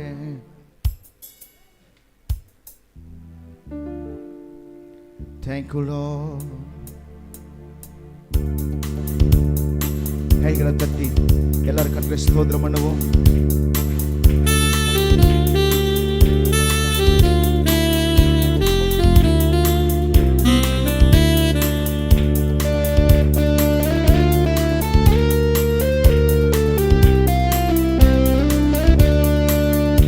என்னை நடத்திடும் தேவன் என்னோடு இருக்க பயமே எனக்கில்லையே. நான் நம்பி நம்பிடும் தேவன் என் துருகமாயிருப்பார், கலக்கமே எனக்கில்லையே. என்னை நடத்திடும் தேவன் என்னோடு இருக்க, நான் நம்பிடும் தேவன் என் துருகமாயிருப்பார், கலக்கமே இல்லையே.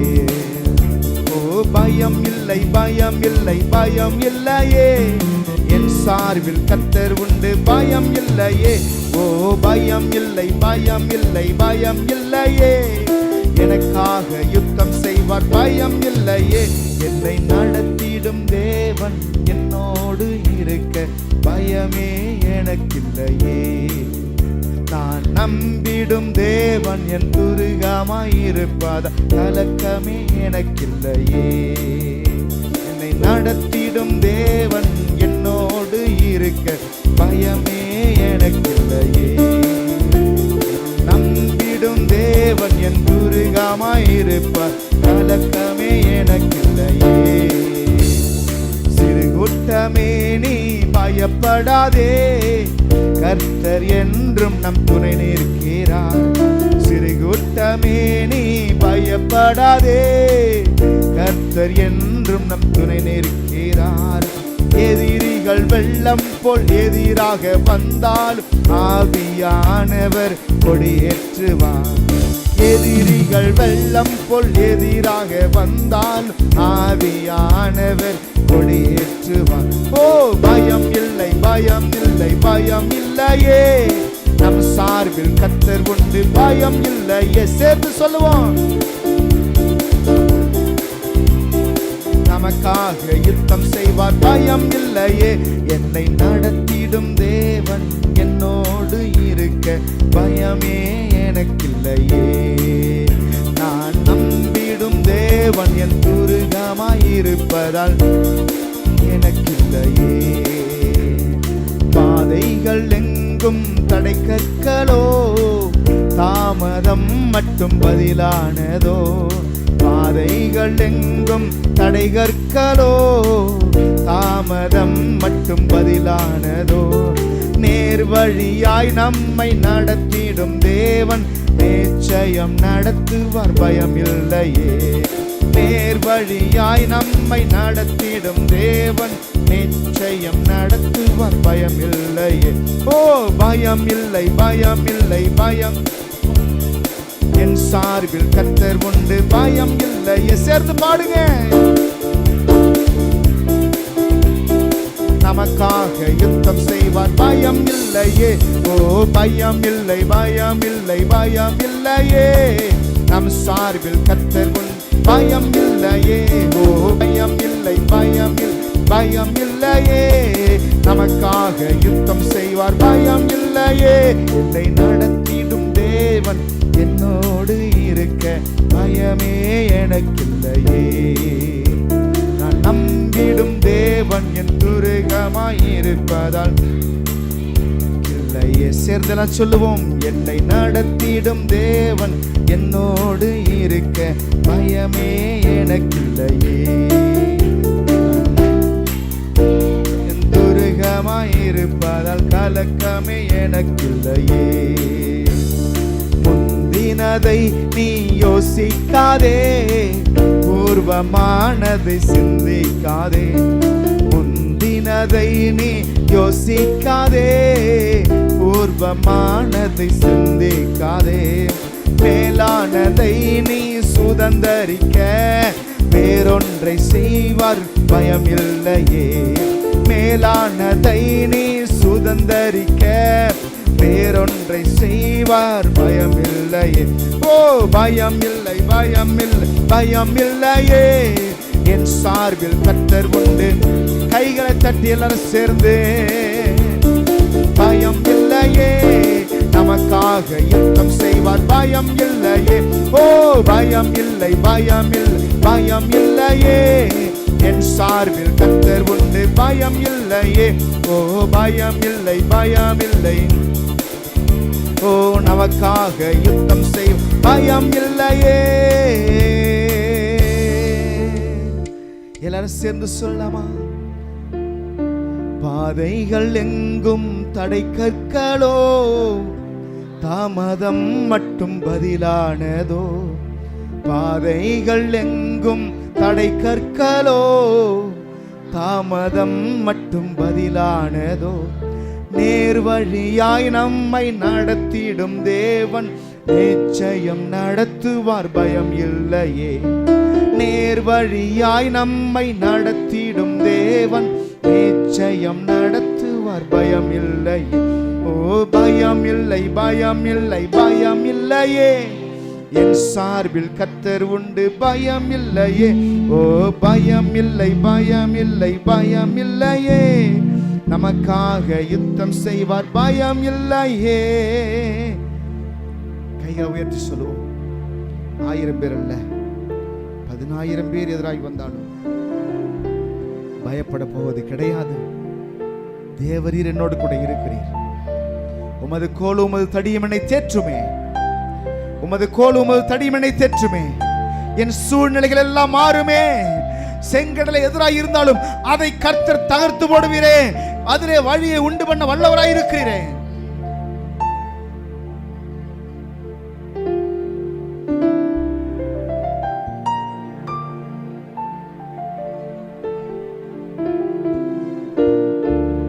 ஹல்லேலூயா. முந்தினதை யோசித்து யோசித்து, கடந்து போன காரியங்களை சிந்தித்து சிந்தித்து கலங்காதே. அதையே நினைச்சு புலம்பாதே.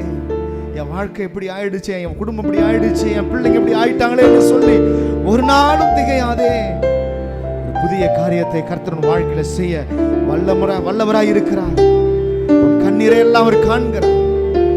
ஓ ரபலகதடதி பகதன மரியாத ரப ரீகந்தன பலிகதுடதி நிமந்தனதியா. கடந்ததை நினைத்து கலங்காதே, நடந்ததை மறந்து விடு. கடந்ததை நினைத்து கலங்காதே, நடந்ததை மறந்து விடு.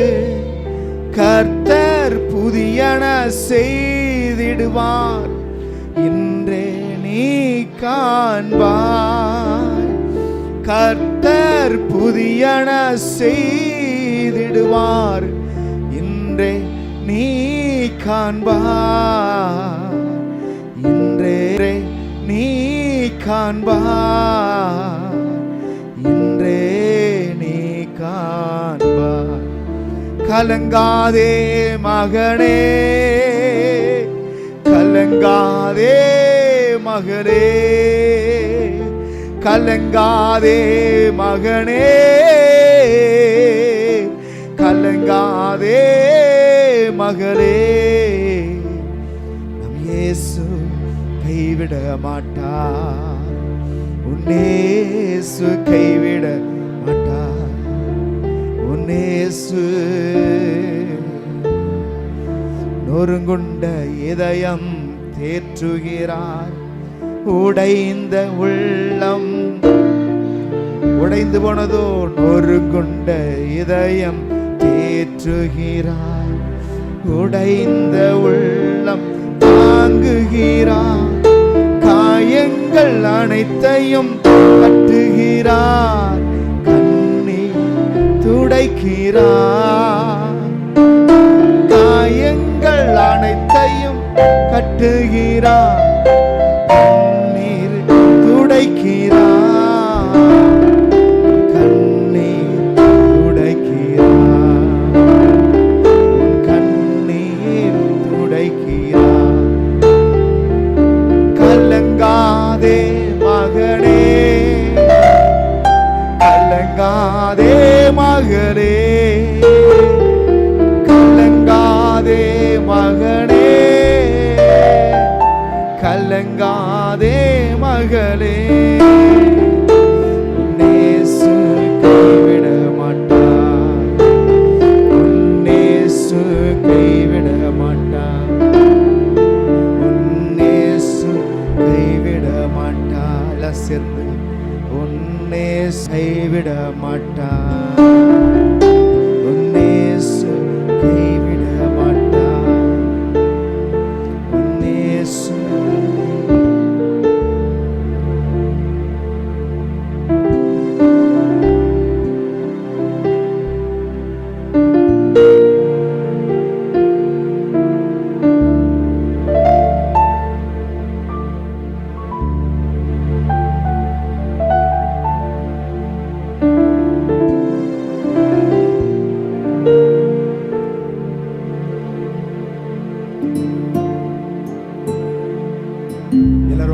இன்னைக்கு சொல்லுங்க, ஆண்டவர் சொல்லுங்க, ஆண்டவர் என்னை கைவிட மாட்டீங்க ஆண்டவரே. எந்த சூழ்நிலை கைவிட மாட்டீங்க ஆண்டவரே. எந்த சூழ்நிலை கைவிட மாட்டீங்க ஆண்டவரே. எந்த சூழ்நிலை கைவிட மாட்டீங்க ஆண்டவரே. ஒரு நாள் நான் கண்ணீர் விட மாட்டீர் ஆண்டவரே. நான் கையேந்தி நிற்க விட மாட்டீர் ஆண்டவரே.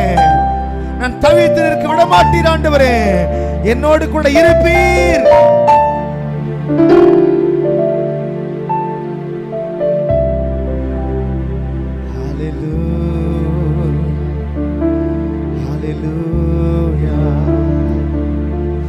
கலங்காதே என்றும் திகையாதே என்னால் அழைத்தவர் முன் செல்கிறார்.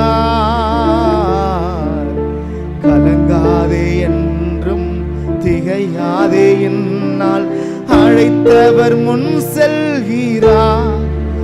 அவர் நாமம் எல்ரோயி, அவர் என்னாலும் காண்கின்றவர். அவர் நாமம் எல்ரோயி, அவர் என்னாலும் காண்கின்றவர். கைவிடப்படுவதில்லை, நீ அவமானம் அடைவதில்லை. கைவிடப்படுவதில்லை, நீ அவமானம். எத்தனை பேர் சொல்ல முடியும், ஆண்டவர் என்னை கைவிட மாட்டீங்க ஆண்டவரே, என்னை கைவிட மாட்டீங்க. ஒருவேளை இன்னைக்கு உடைந்து போய் ஐயோ என் வாழ்க்கையில் நடக்கலையே, என் வாழ்க்கையில் அற்புதம் நடக்கணும்ப்பா, என் குடும்பத்தில் அந்த அற்புதம் நடக்கணும், என் வாழ்க்கை மாறணும், என் பிள்ளைகளுக்கு அற்புதம் நடக்கணும்னு சொல்றவங்க கைகளை உயர்த்தலாமா? எல்லாரும் ஜெபம் பண்ணுங்க. கைகளை உயர்த்தி ஏசப்பா, இந்த அற்புதத்துக்காக தான் உங்க ஆலயத்துக்கு வந்திருக்கிறேன். இந்த அற்புதம் என் வாழ்க்கையில் நடக்கட்டும் ஆண்டவரே. என் குடும்பத்தில் ஒளி விளக்கு ஏற்றி வைங்கப்பா. இருண்டு போய் கிடக்கிற என் வாழ்க்கையை மாற்றுங்க ஆண்டவரே. இருண்டு போய் கிடக்கிற வாழ்க்கையை மாற்றுங்க ஆண்டவரே. ஒரு அற்புதம் செய்யுங்க ஆண்டவரே. ஒரு அற்புதம் செய்யுங்க ஆண்டவரே. ஒரு அற்புதம் செய்யுங்க ஆண்டவரே. என் குடும்பத்தில் அற்புதம் செய்யுங்க ஆண்டவரே. என் சரீரத்தில் அற்புதம் செய்யுங்கப்பா. செயல்படாத உறுப்புகள் செயல்படட்டும் ஆண்டவரே. கிட்னி சுகமடைவதாக, இருதயம் சுகமடைவதாக, நரம்புகள் எலும்புகள் சுகமடைவதாக, ஓ கை கால்கள் சுகமடைவதாக, கிட்னி பை சுகமடைவதாக, கர்ப்பப்பை சுகமடைவதாக. ஓ ரபலகதடதன மாலிகந்தடப ரிகதுடி கதடபலிகதன மதிஷந்தர் பாரிகதனமா. Thank you Lord, thank you Lord, thank you Jesus. Hallelujah, hallelujah, hallelujah. ஆண்டவரே ஸ்தோத்திரம், ஆண்டவரே ஸ்தோத்திரம், ஆண்டவரே. எல்லாரும் சேர்ந்து சொல்லலாமா? எல்லாரும் கைகளை உயர்த்தி சொல்லி ஜெபம் பண்ணுங்க. இன்னைக்கு உங்க பிரச்சனை எல்லாம் மாறட்டும். இயேசுவின் நாமத்தில் பிரச்சனை எல்லாம் மாறட்டும்.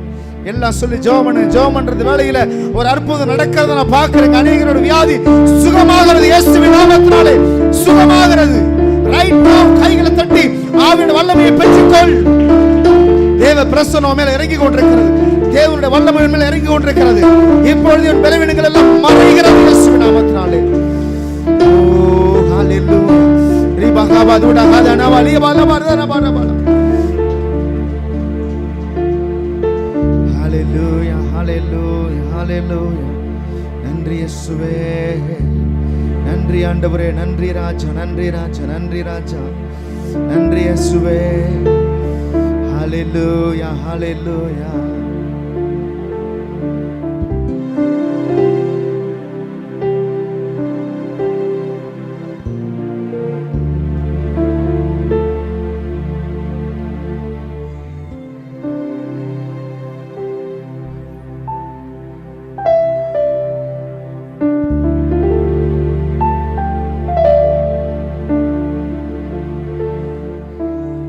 ஸ்தோத்திரம் பிதாவே, ஸ்தோத்திரம் ஆண்டவரே.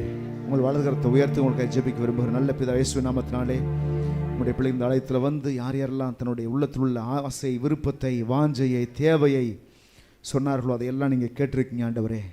உங்களுடைய பிள்ளைகளுடைய வாழ்க்கையில் வருகின்ற நாட்களால் நடப்பதாக, அற்புதங்கள் நடப்பதாக, வியாதிகள் சுகமாவதாக, வறுமைகள் நீங்குவதாக, வருமானங்கள் வருவதாக, புதிய புதிய வழிகளை திறந்து உம்முடைய பிள்ளைகளுடைய தேவைகளை சந்திப்பீராக ஆண்டவரே. அவங்க வாழ்க்கையில் குறைவெல்லாம் நிறைவாக்குங்க. குழந்தை இல்லைன்ற அந்த சூழ்நிலையை மாற்றுங்க. குழந்தை பாக்கியத்தை கொடுங்க ஆண்டவரே.